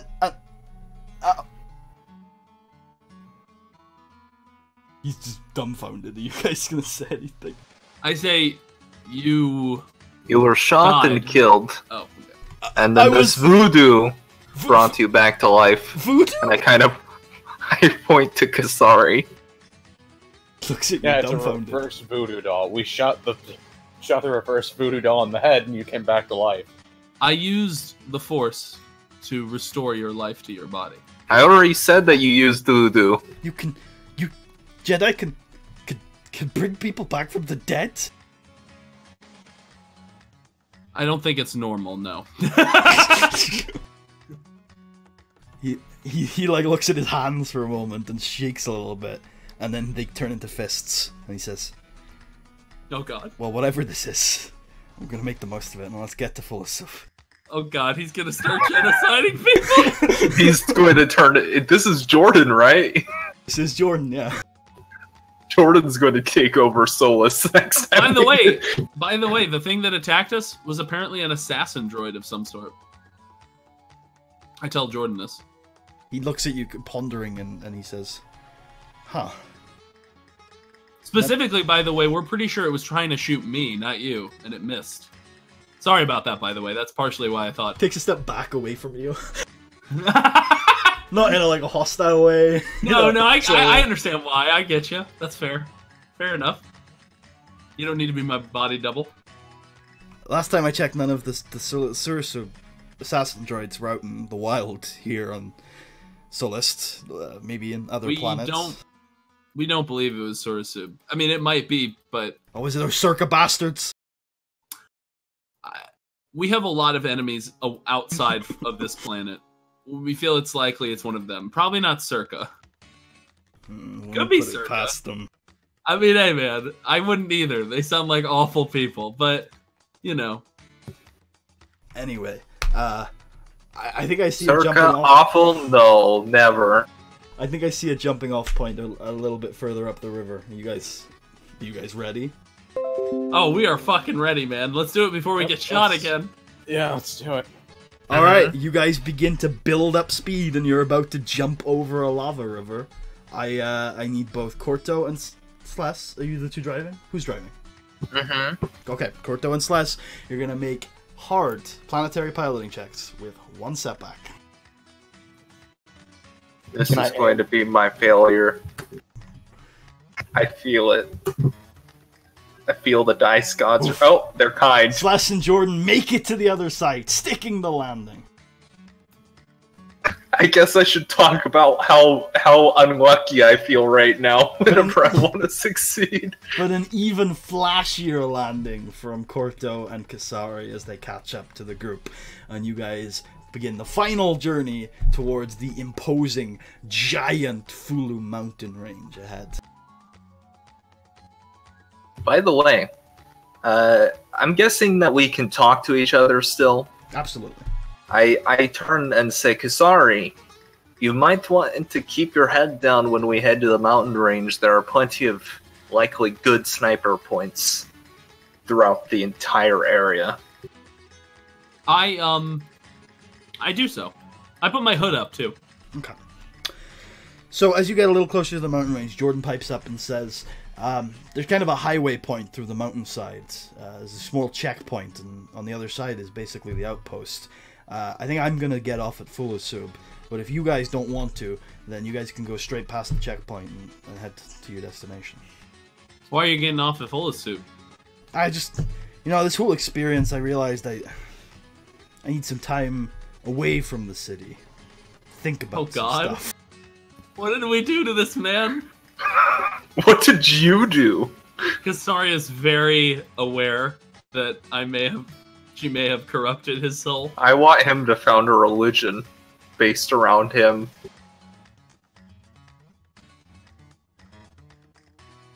So, go on. I say very well. Can you at least give us explicit directions? You will see the dome as you exit the mountain range on the other side, trust me. Ah, so it's very close. Very close, yes.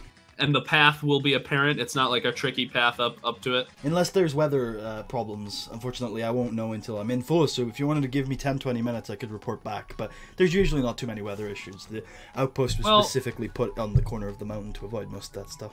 I think 10-20 minutes to find out if there's weather issues is a good idea. So how about when we get into Fulasub, we'll wait, meet you there, and you can tell us. Keep in mind, Kasari, that we're currently being hunted down, and any time that we spend too long in an area invites trouble.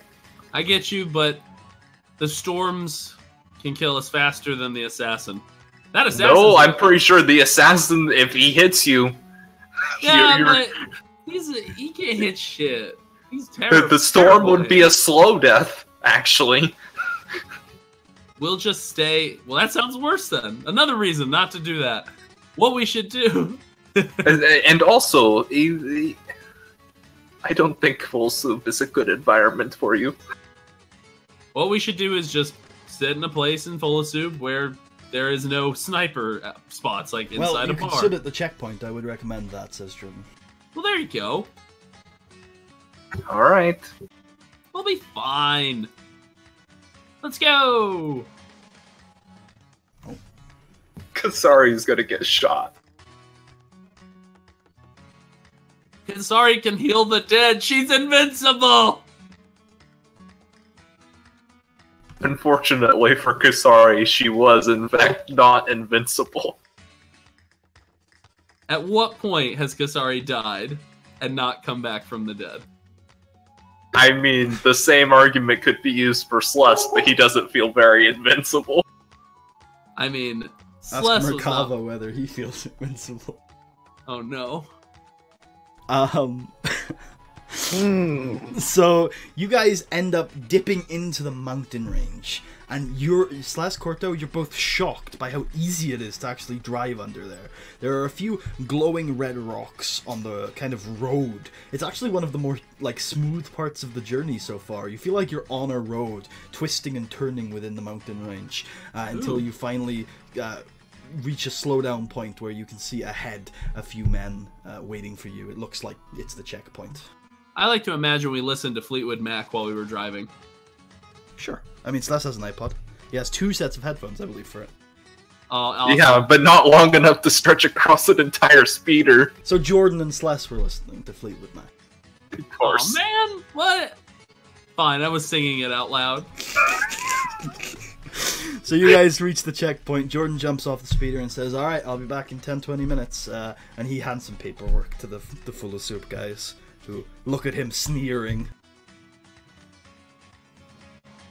So He's gonna go kill somebody or himself. I sit here looking inconspicuous. That all of the three Fulusub men who were checking the papers are looking directly at you. They're not even looking at the papers. No, they know they're good. It's a constable.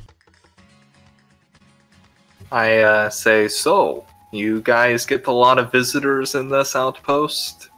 Surprisingly, yes. Hmm. Well, how's your day been? It's been okay. I was at the spaceport this morning. Yeah, so Yeah. were we. He sounds foreign, I say, pointing at. No, I'm just kidding. You are at the spaceport this morning?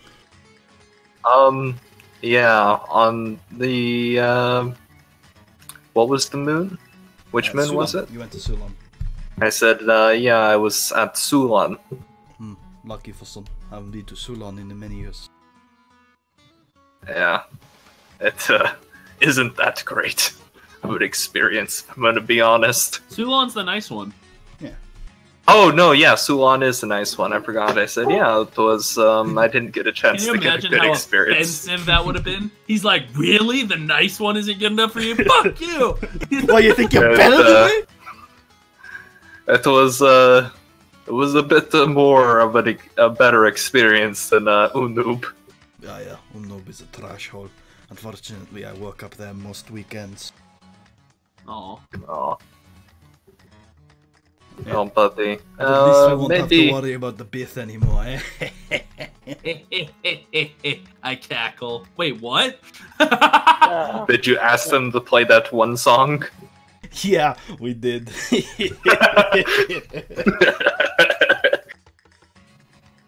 I say, what the fuck did you do to the Bith?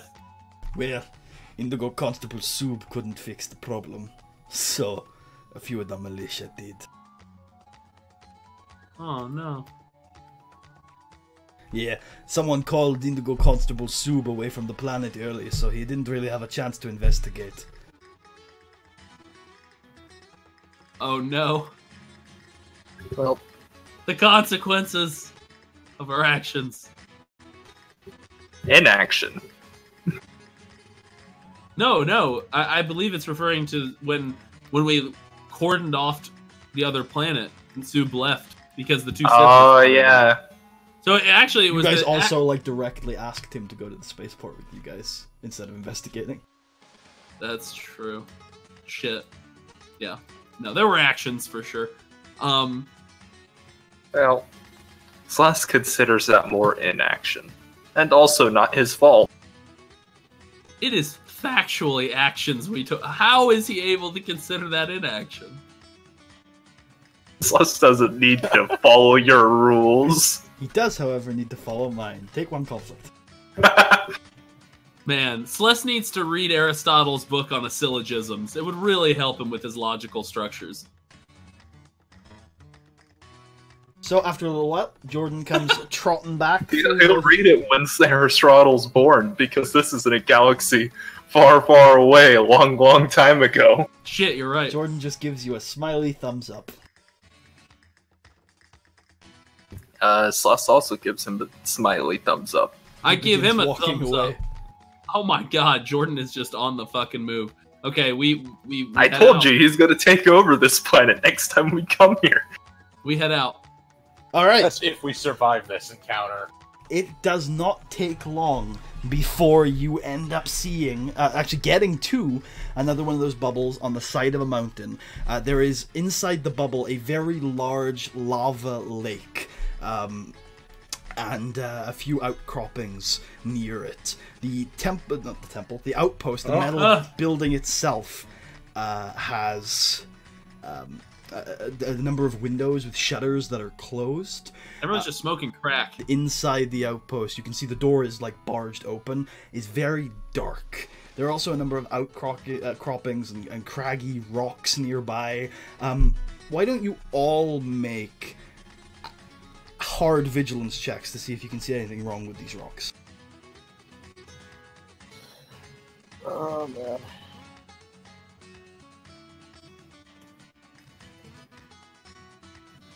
So just Hard realize- vigilance, you said?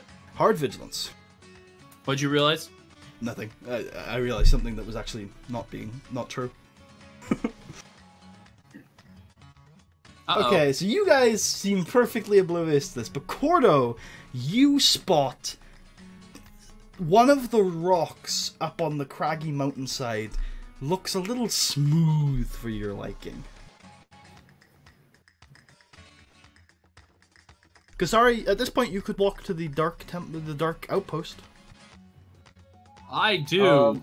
Guys, there's something wrong about that smooth rock. We're so close, though. Let's just walk. So Kasari, at this point I'm assuming you're actually walking to the outpost. Wait. Yep. As you poke your head within, you can see, or even before you start to poke your head within, something seems off to you. A lot of the outside parts of the, Wait, I just realized the jukebox just fucked me. Fucked you good. Fucked me good. It's refusing to stop now. As Yeah, tends to. it does this sometimes. It decides to rebel. Oh, I like how I tried to play and then fucked off. I like it. you reined it in. Excellent. Okay. You notice a few scuffs on the outside of the temple. Temple. It's an outpost. If I say temple, I mean outpost. A few scuffs on the Sure. outside of the outpost. The windows, again, they're shutters and they're all closed, which seems a little suspicious if this was manned. It's still late in the day, but it's still in the day. And the door, again, seems a little broken. You poke your head in and it's pitch black. The only thing in the temple outpost that you can see is a glowing green vial. That is, of course, until two golden eyes open, looking at you. Light begins to flood into the room as the shutters slowly open, revealing a mess of ransacked books and papers and data pads and data cards lying strewn across the outpost. The figure with the golden eyes begins to illuminate as you see the dark crimson skin of a familiar Dathomirian Zabrak. I was not expecting you, Sazine says. Oh shit! It's a long time no see. Okay. I say, I can't say I was expecting you either. Did you do this? No. What happened to this place? You've made a mess. Now clean it up. Where am I when all this is happening? You're You probably guys are inspecting an odd rock. Yeah, you guys are probably a little bit behind. It's up to you guys whether you want to. Do you want to? Did you guys go to inspect the rock? Well, I didn't. I definitely didn't go to inspect the rock. I was trying to tell Kasari to wait a little bit, so I imagined I Look at the wouldn't be rock. too far behind Kasari. Okay, you caught Maybe up not to exactly Kasari. there. Cordo, at this point, as you inspect the rock, considering your background, you know exactly what this is once you get closer. It's Revan. This rock, it's not a rock, it's a disguised basilisk droid. It's not like one you've ever seen, but it's definitely a basilisk droid. Okay. Yeah. That's the scenes. That's cool. I'm gonna take it for a joyride. That It's would locked. Jesus Christ, please don't. That would be so funny though if it's just like Revan's head pops up and he just goes shh. He just goes shh and then he goes back down. Anyway, I say Oh, go on. yeah, no, I say what happened to this place? I'm afraid that is a question I cannot answer. My business here relates to Malister, as I presume yours does. It relates to many things. I've come in search for Revan. I was expecting the other two. He is too. They would have originally came, but they have no doubt changed most of their plans since you last saw them and since I last saw them. Have you heard what happened? She shakes her head. I have been here for a while. Those two fell to the dark side. They're both Sith now. I've seen it before. It's a shame. I suppose. Are they headed for Utapau? I believe that might be their final destination, but who knows what strange quests they may be on. It seems I may meet up with them soon after all. Nonetheless, I'm glad I got to see you. I have a question for you. Did you take something from my room on Malastare? Shit, I need to think back. Did I take anything from her? Oh no! I took Xiao's lightsaber! It wasn't you. It was me. I gave you the lightsaber. Then I can get out of this easy. I didn't take anything, Sazine. Why don't you make a hard deception check? It's true! I say it like that, giggling. No, It's true, but actually, it's not honest. I'm gonna say I don't think there's a point to lie to Sazine anymore. Like, you know, this is a bear relationship. I say I didn't take anything, but someone else did, and they gave it to me. That's a family artifact, and it's dangerous. I recommend you return it to me. Why is it dangerous? It's a lightsaber. Perhaps a good lightsaber, but how is it more dangerous than any other? I'm pretty sure they're all dangerous.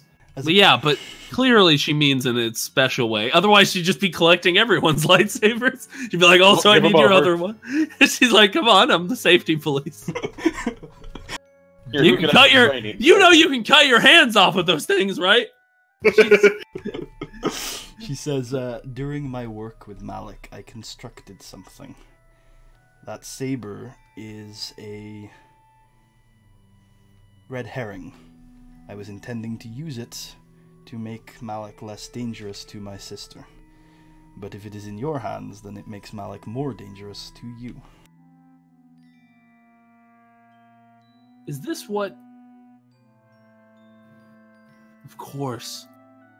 Kasari realizes the droid has been tracking me using this. That's correct. It's an identifier signal for it. I took the lightsaber apart and I couldn't find it anywhere. She smiles. Despite my sister's hatred of them, I was always good with droids.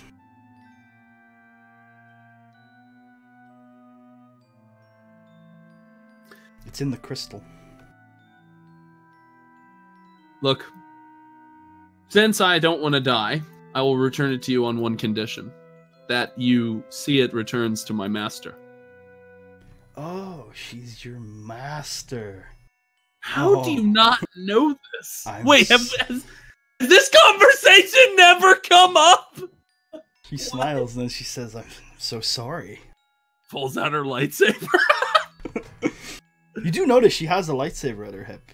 Oh no. Which I don't think Has she had one before? I thought she used to use swords. She did used to use swords on Corellia. I think she did have a lightsaber on her hip when you saw her on Abednedo. It's okay, and also on Malastare, because we saw her there. I don't think she had one on Malastare on her hip. Oh. She had one in the desk, which you took. Yeah, stole it from her. This anyway, one is quite a long hilt. It's got a bunch of Zabraki symbols engraved in it. She says, I say you didn't know? No, I didn't. I heard about you, but never your name. Interesting. I'm sorry. I'm sure she has nothing to teach. She was always inadequate when it came to the Force. She taught me a lot of things. Surprises me. She takes out the lightsaber on her. She did, right? Putty, she taught me things. Yeah, I mean, yeah. Did I learn things? It'd be funny if Putty's like, no, you didn't learn anything. You did. I mean, yeah. I mean, we went over it at the start of this, the campaign. I mean, she taught you algebra, but no. Sazine begins to pull. He helped you get to an 8th grade reading level. Begins to pull out the lightsaber from her hip and says, "I would be willing to trade you." There's a sinisterness to her words. I say, what's that? This is another of your master's lightsabers. But this one came later.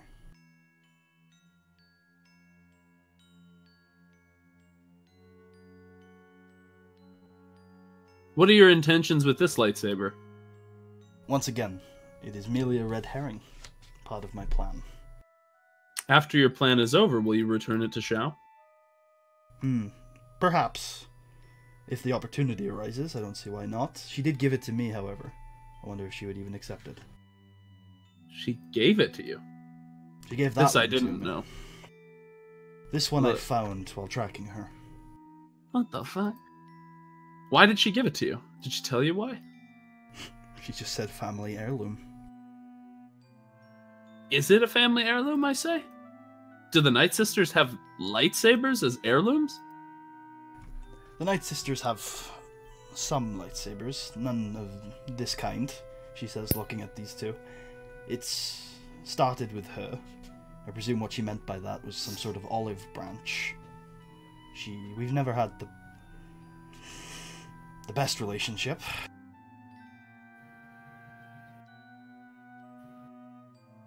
Fair enough. I accept your deal. She hands you this lightsaber, which I'll paste for you. Oh god, it's gonna be so evil. You do sense a different... You sense Shao's essence in the lightsabers. You touch it briefly. Very, So it's evil. very, It's called the crack pipe. lightly. You do sense an air of darkness when you hold it. A darkness that you're not used to. Too feeling. concussive? And yeah, but otherwise, yeah. Wait, concussive's the one that stops them from taking actions, right? Yep. Fuck, that's bad. Or that's good for the person wielding it. I say, so do I feel darkness in it, you said? A little bit. You feel a tinge of Shao's essence and some dark power coming from it. Two feelings that I don't think you've probably felt together before. I say,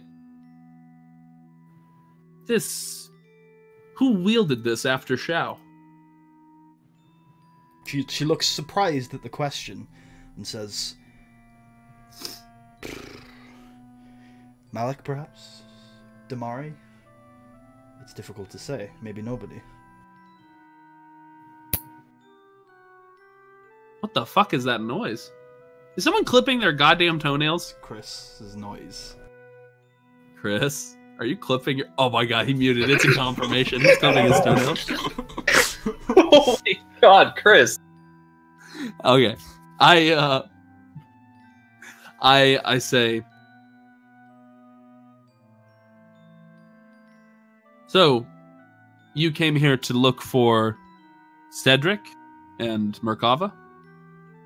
I came here to meet with Revan. And he's not here. He's out near the lake. He's been meditating for days now. So you haven't been able to speak to him? Not since I arrived. I sense he is concerned about Malistaire and the conflict.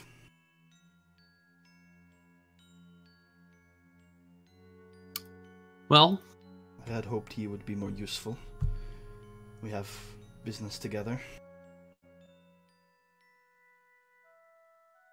I forget. Sazine isn't force sensitive, right? She's just good at killing people. I don't know if you know. She did a leap in episode 1. That was pretty badass. Yeah, I have a feeling she's just really good at leaping. Yeah, that's a At fair this point, conclusion I to draw. burst into the Part room of the and said, kids love team. guys, I found a basilisk droid. I'm gonna take it on a joyride. What? A Under the rock. Mandalorian.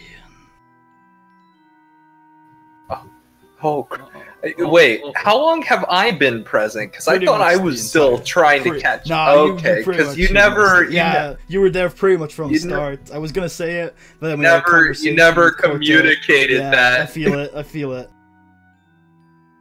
Because You I were was there. like waiting, just like, am I here? Am I? Yeah. Man, this is like a really far ahead, Kasari. Maybe there's a time time fluctuations when you enter the bubble. So you're now both in the room. Who's the Do next? you guys want to take a ride on the Basilisk droid? You won't be able to get into it. The Dathomirian Night Sister, he says. Uh-oh. Hello there. You want to ride a fucking Basilisk droid? What are you? Because they're cool. Are you a child? I mean, At heart. Sazine says, They they are are cool. cool.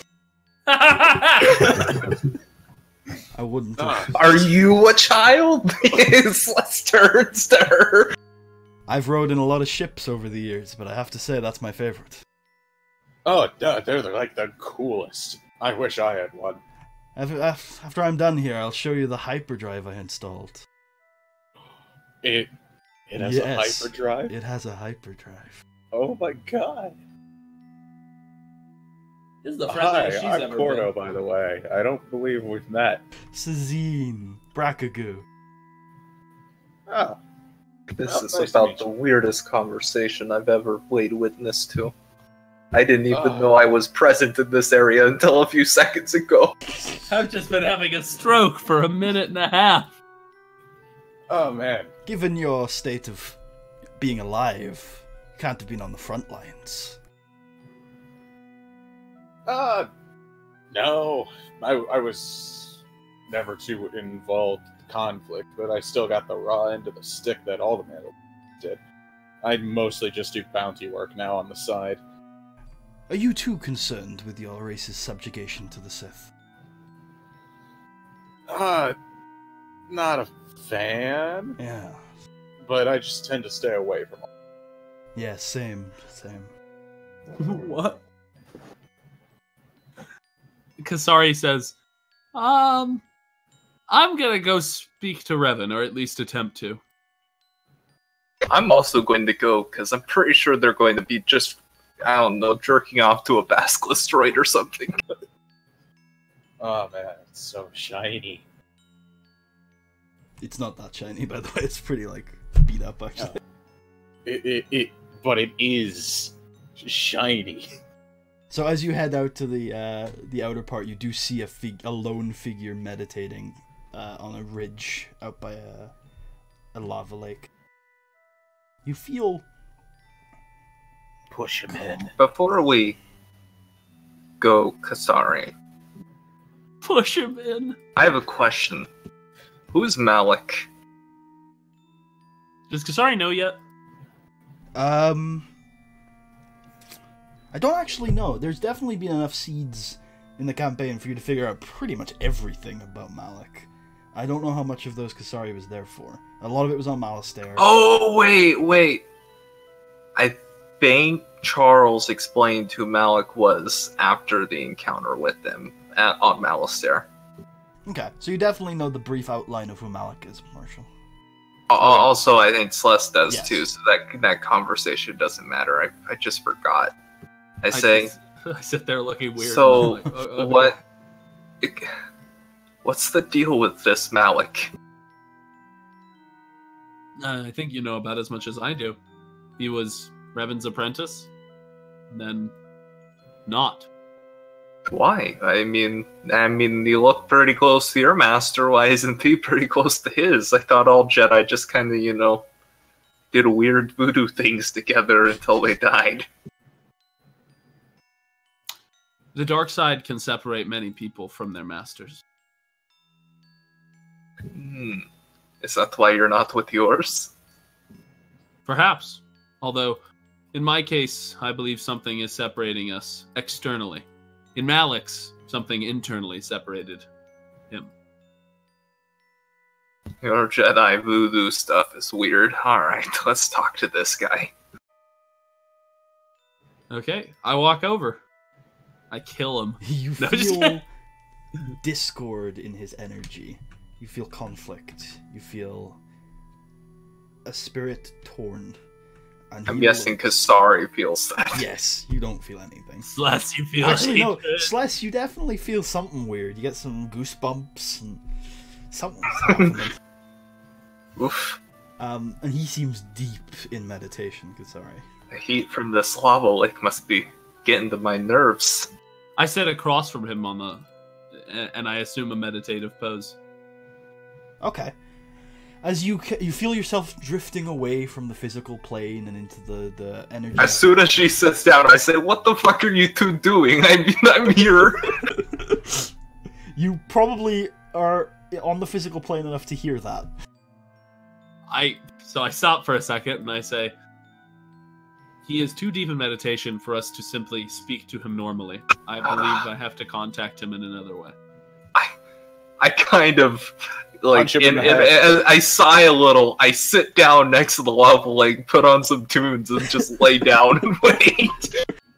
So you begin to feel yourself drifting to another place. You find yourself on a large flat plain with a few barricades strewn around. Every now and then you watch as a shell kind of hits the floor and you sense that you are in the middle of a battlefield. Ahead of you is a burning house.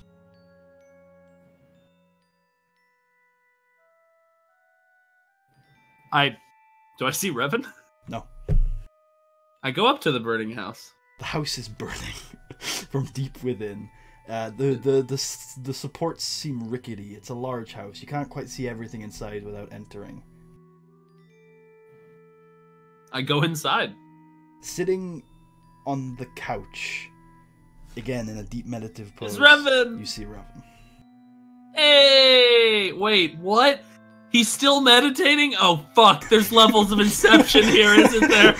But he does react to you entering. Oh, okay. I was really excited just then. I'm like, oh god, how many layers deep do I have to go? All of a sudden you just see Kasari and Revan floating next to the lava lake. As you enter, he says, Kasari, I was not expecting just you. Yes. How... Are you aware of what's happened in the past few weeks? So I'm just gonna change the soundtrack. Oh, okay. There's no way for me to not sound somber and sad because of my congestion, so I'm just gonna roll into it. He says, some of it. Wait, what is this music? This is intense as fuck! You're about to get stabbed. I say, hey, wanna put on some Pink Floyd or something? No, I say, He says, some of it I have felt. The details are sparse. I am concerned. I know my people are at war, and I know I lost a lot of good people on Malastare. I can start at the beginning. Please. And we don't necessarily. Well, I don't know. Do you think it would be beneficial to roleplay me actually telling him each individual thing that's happened? Yeah, I'd like to. Because this is probably Okay. a good moment as well, because we've had a few recording difficulties over the last few months. Might be a good idea to get a chronology, and I'd like to hear your view on exactly what happened. So. Oh god, okay. I might need your guys' help on some of these issues, so everyone get their thinking this caps is just on. you, buddy. You're Fuck you explaining guys! it to Revan. In meta, I Yep. just mean if I forget something. Nope. Nope. This is all If you you guys- forget something, then You guys Kasari are forgot that. me. Fine. I'm never helping you guys again in meta. Ever! Okay. So, I say, when did you get here? Exactly. Probably 2 months ago. 2 months ago. Putty, what was happening 2 months ago? You were on Abednedo, probably, or just leaving it. You were like in the period just prior to the Malastare. Wait, incident. didn't we at one point, Quartzite contact Revan? You or contacted after- him, on Abednedo, We actually. contacted... Abeneto? Yeah. Oh. Yeah, I contacted him about Chris. Because I was like, hey, Chris is doing some Sithy things. And Revan was like, yeah. But 2 months It was ago funny. would have been just after this, in the pre-Malastare period. Because Revan was like, nah, I think you should trust him. And then I called up fucking Cedric's old master, and he's like, nah, you need to kill him. You need. Anyway, Oh yeah, I forgot how just fucking brutal he was. Hey, man. I think you may have been right. So we, I say, so, I suppose the most important issues relate, at least to the Jedi, started when we got to Malastare. The reason we headed there, the four of us, when I say four of us, I mean myself, Cedric, Merkava, and Sless. I don't know if you knew about him, but he's a contractor who worked for the Republic who joined our group. What happened to Jackson Reaver? Jackson Reaver, unfortunately, was taken on Antar. We're not sure. Well, actually, we now know he was taken by the Jackers. That seems like his business. It's hard to tell if Jackson Reaver is in the possession of the Republic or the Jackers after...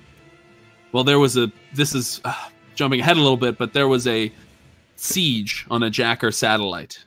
The Republic sent many Jedi and Republic troopers, and they broke the siege, took the satellite, but, well, there were consequences for that. I'm not sure if Jackson was killed or taken or escaped, but his fate currently is unknown. Back to Malastare. That place, I think, corrupted, wormed its way into the hearts of my comrades, Merkava and Cedric. I did not want to visit Malastare. I felt it was too dark. Although that was probably selfish of me to send Sazine alone. You sent Sazine there? Sort of. I knew Malik was there, and it was part of Sazine's plan to meet up with him. But I did want to know what else was going on that planet, so yes, I sent Sazine there. There was a horrible outbreak, a disease that we now know was weaponized by members of the Sith Empire. The disease spread like wildfire among the planet and wiped out probably 90% of its inhabitants, at least in the parts of the planet we were in.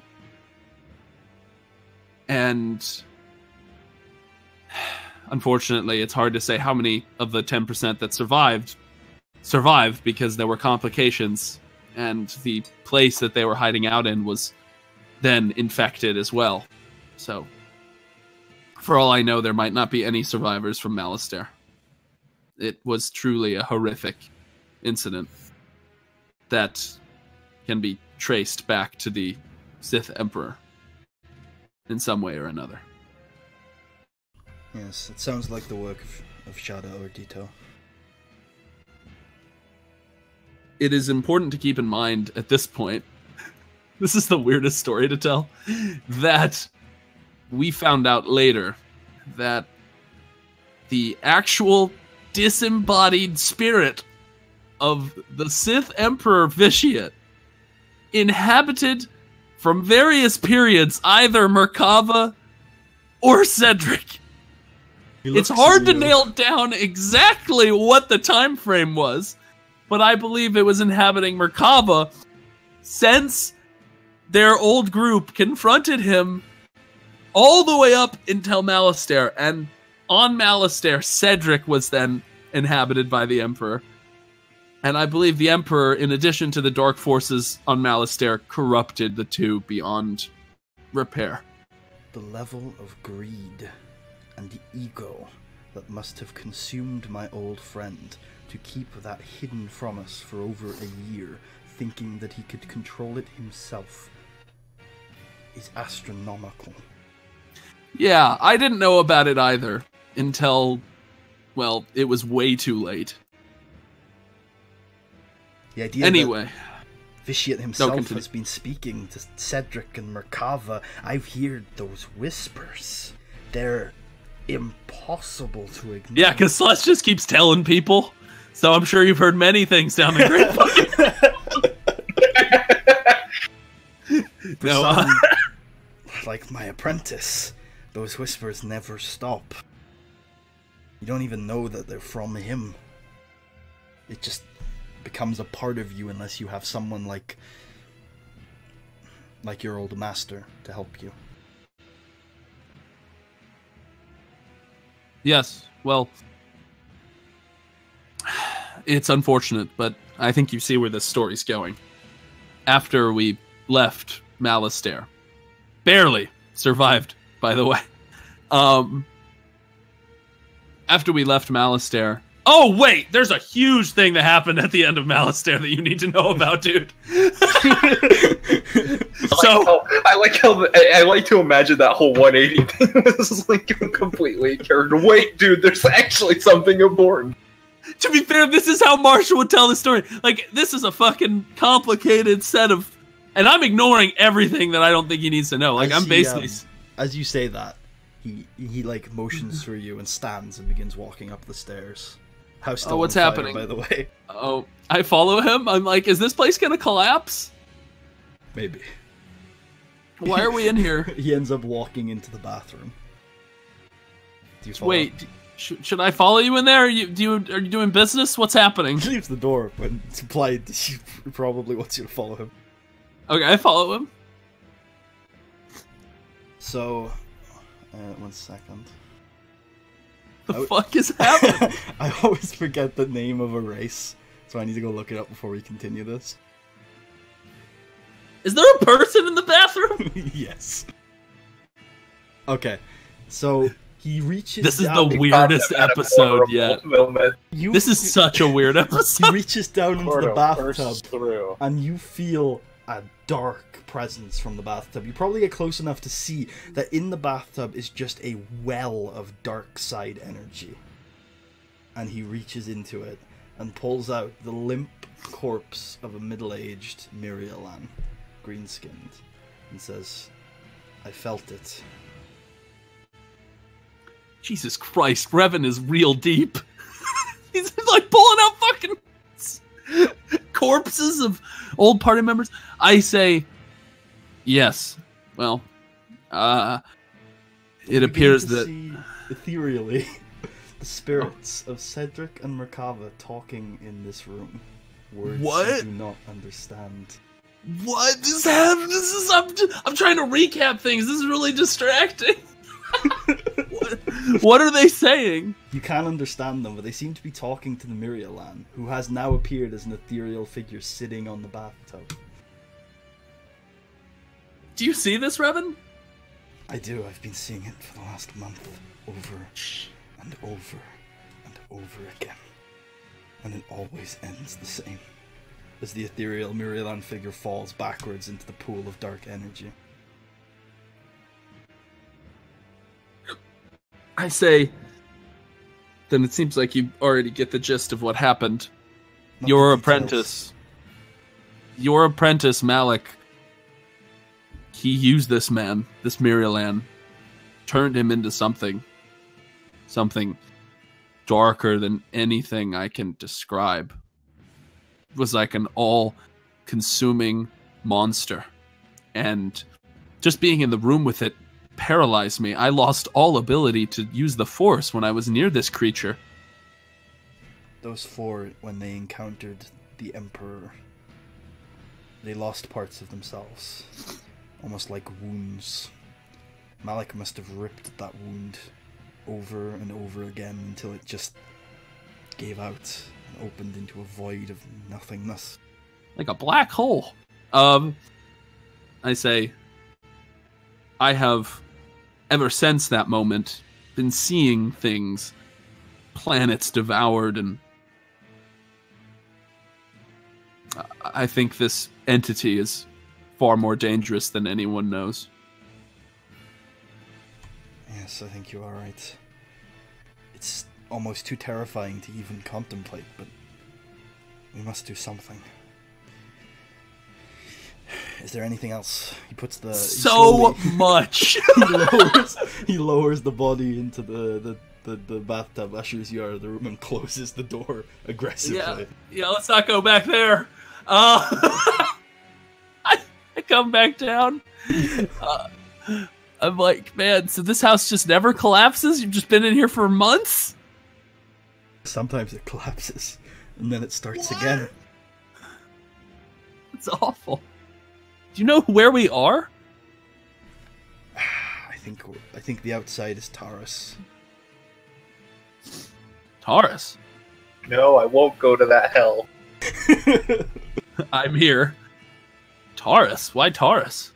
That planet. I think for those four, the Battle of Taurus holds some significance. Huh. Well, I heard they ripped a tank. No, I'm just kidding. And they also ripped off a mob boss, took all his money. That's gonna bite him in the ass one day. One day. One day. I don't think we have any more ass left to bite. Just like fucking Al Pacino's empire was brought down by taxes, the Sith empire will be brought down by that one mob boss. Yeah. It's gonna be great. Fuck, imagine if the Sith emperor, because he made the fatal error of choosing an apprentice that has all these debts to the mob, and they end up killing all of them. They start they start a war with the Hutts, and the Sith Emperor's like, oh fuck. And then he invades the Hutt space during winter, and that's just the opportunity the Republic needed. Yep, indeed. Okay, so I say Something tells me that the Hutts wouldn't be strong enough to fight off the Sith Empire, but that's just a guess. good day. Yeah, but winter. No, go back to the... Oh.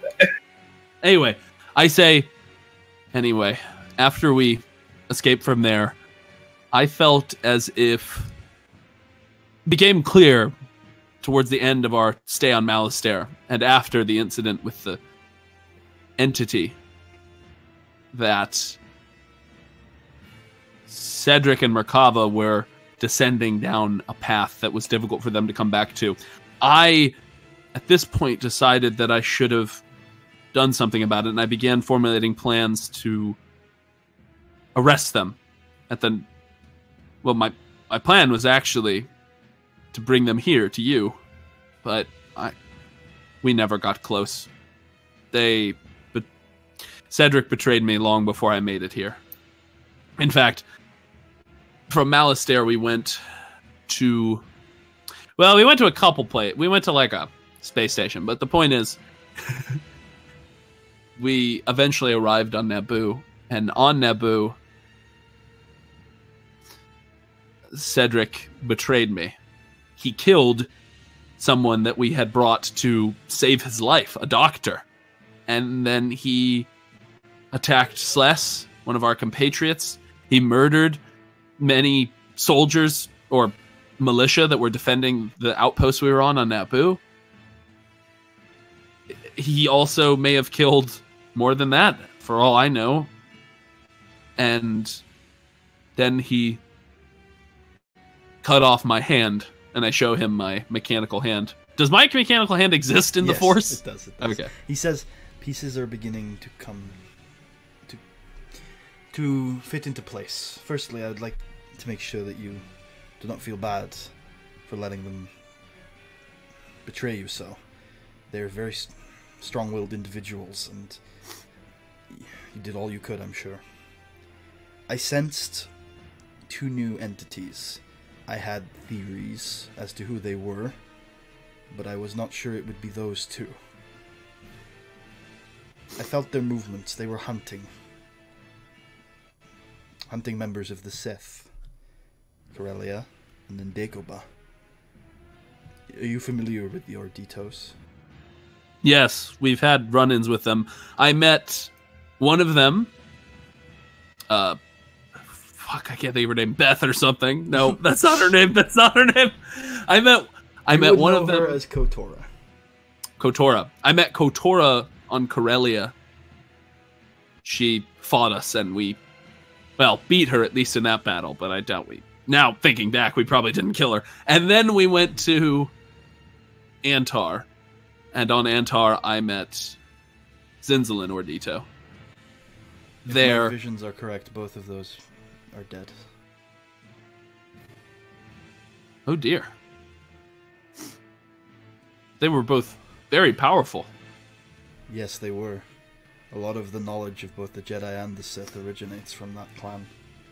And those three were the last left of it. So Shada's all that's left? Yes, and if my visions are correct, they don't know where she is.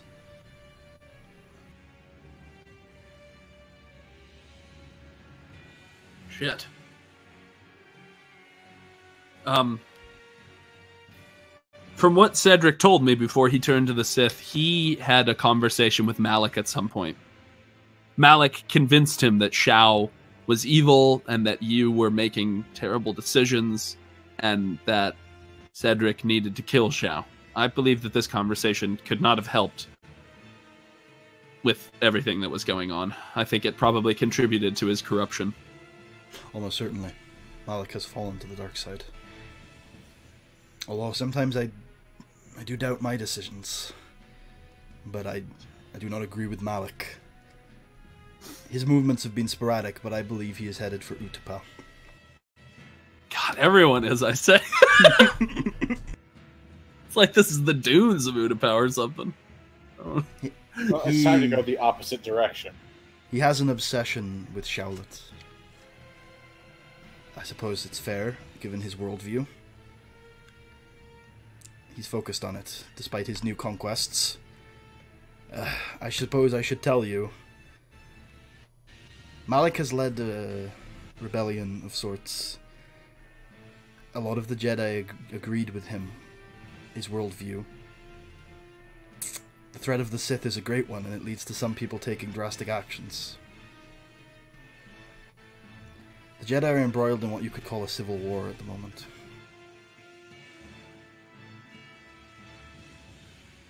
I caught some glimpses of this. I know that... I don't know if you know this specifically, but I'm guessing Malak. All I heard, I think all Kasari heard, right, was that it was Jedi, right? I don't think Kasari heard specifically Malak was involved in the Corellia incident. Yeah, probably. Yeah, I don't think you heard about Malak.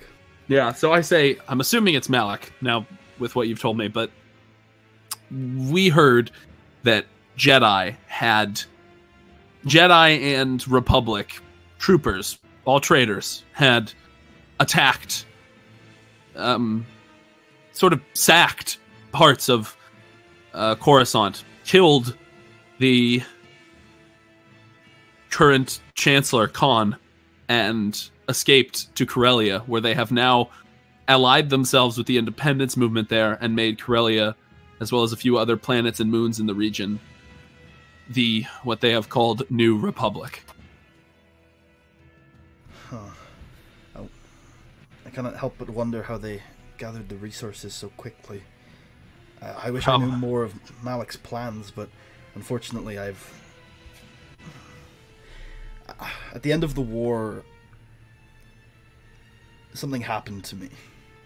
I briefly fell to the dark side. And when I returned from that brink, I lost a lot of my memory of what happened during that time.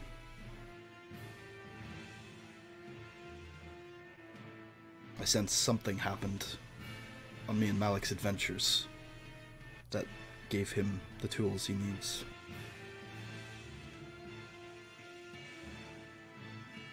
Well, whatever it is certainly something we need to deal with. You've given me enough information to have a more clear view on the situation. I'm still unsure as to what my path should be, but it does me no good wallowing in the past of friends. I will meet you at a better place. And he begins to disappear from this realm. I get out of here. You open your eyes to see him stirring across the lava. Dead. And slits his throat. Yeah, they coming. Kasari, I must You ask probably do see Celeste sleeping on the floor. Listening to music. Let's hope the lava lake doesn't have a high tide. Kasari, I should tell you what I know about Shao and her current situation. I believe she is being held on Utapau by a group known as the Red Right Hand. A militant faction of the Mandalorians, which I believe has deep ties to the Sith, the Empire, Vitiate's Empire. I am gathering information on them, and he begins to walk into the outpost. Do you follow?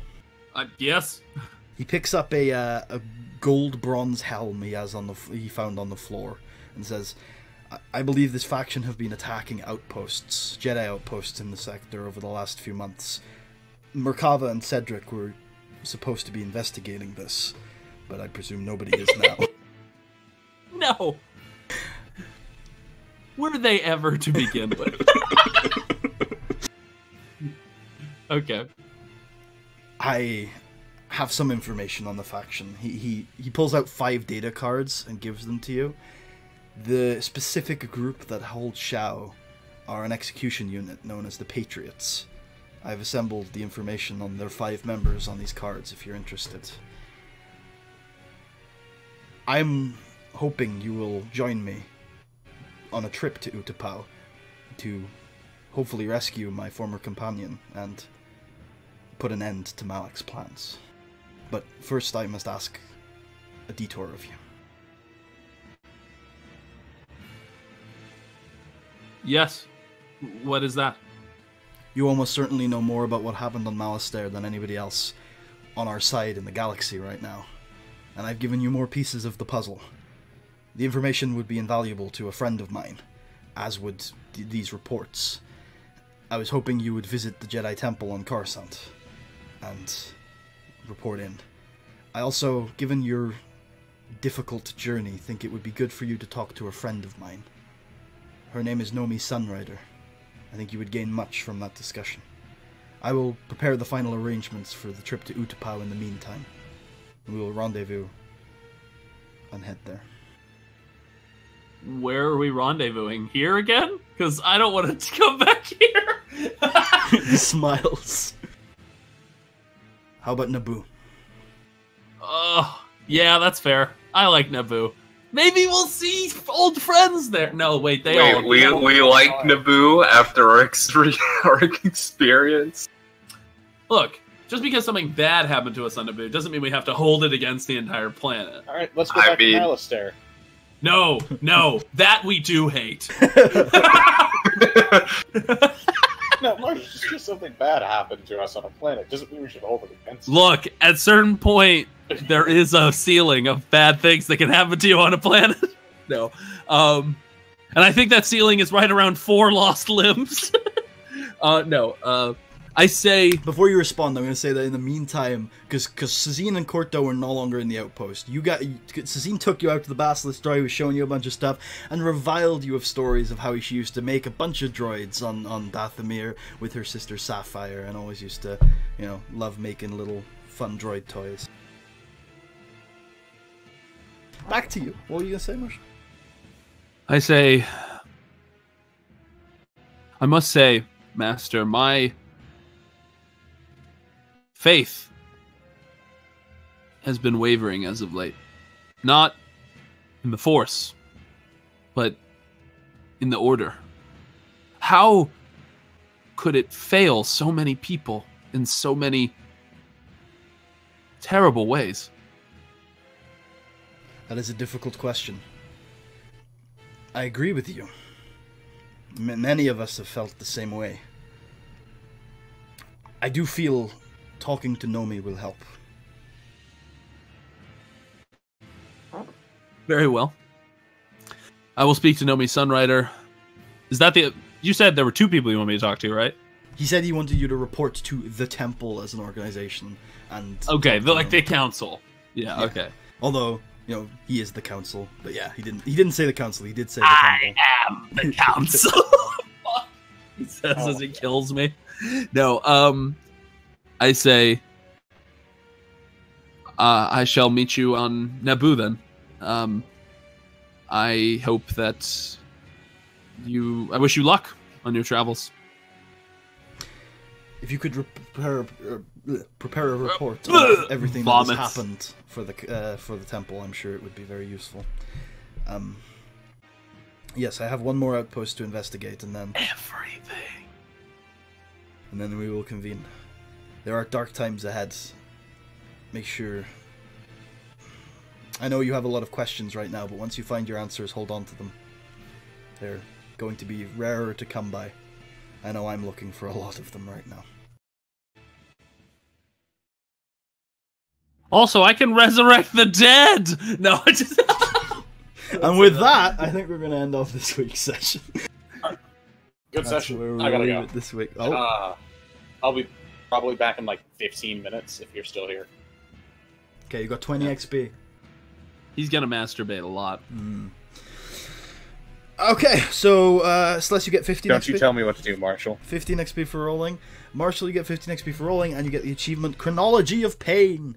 Relive the past events of the series in visions with Revan. 5 XP. Oh, man. Fuck.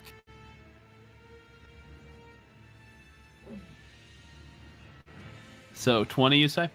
Yes. Unlimited power, you say? Of course. I am the counselor. Oh, no.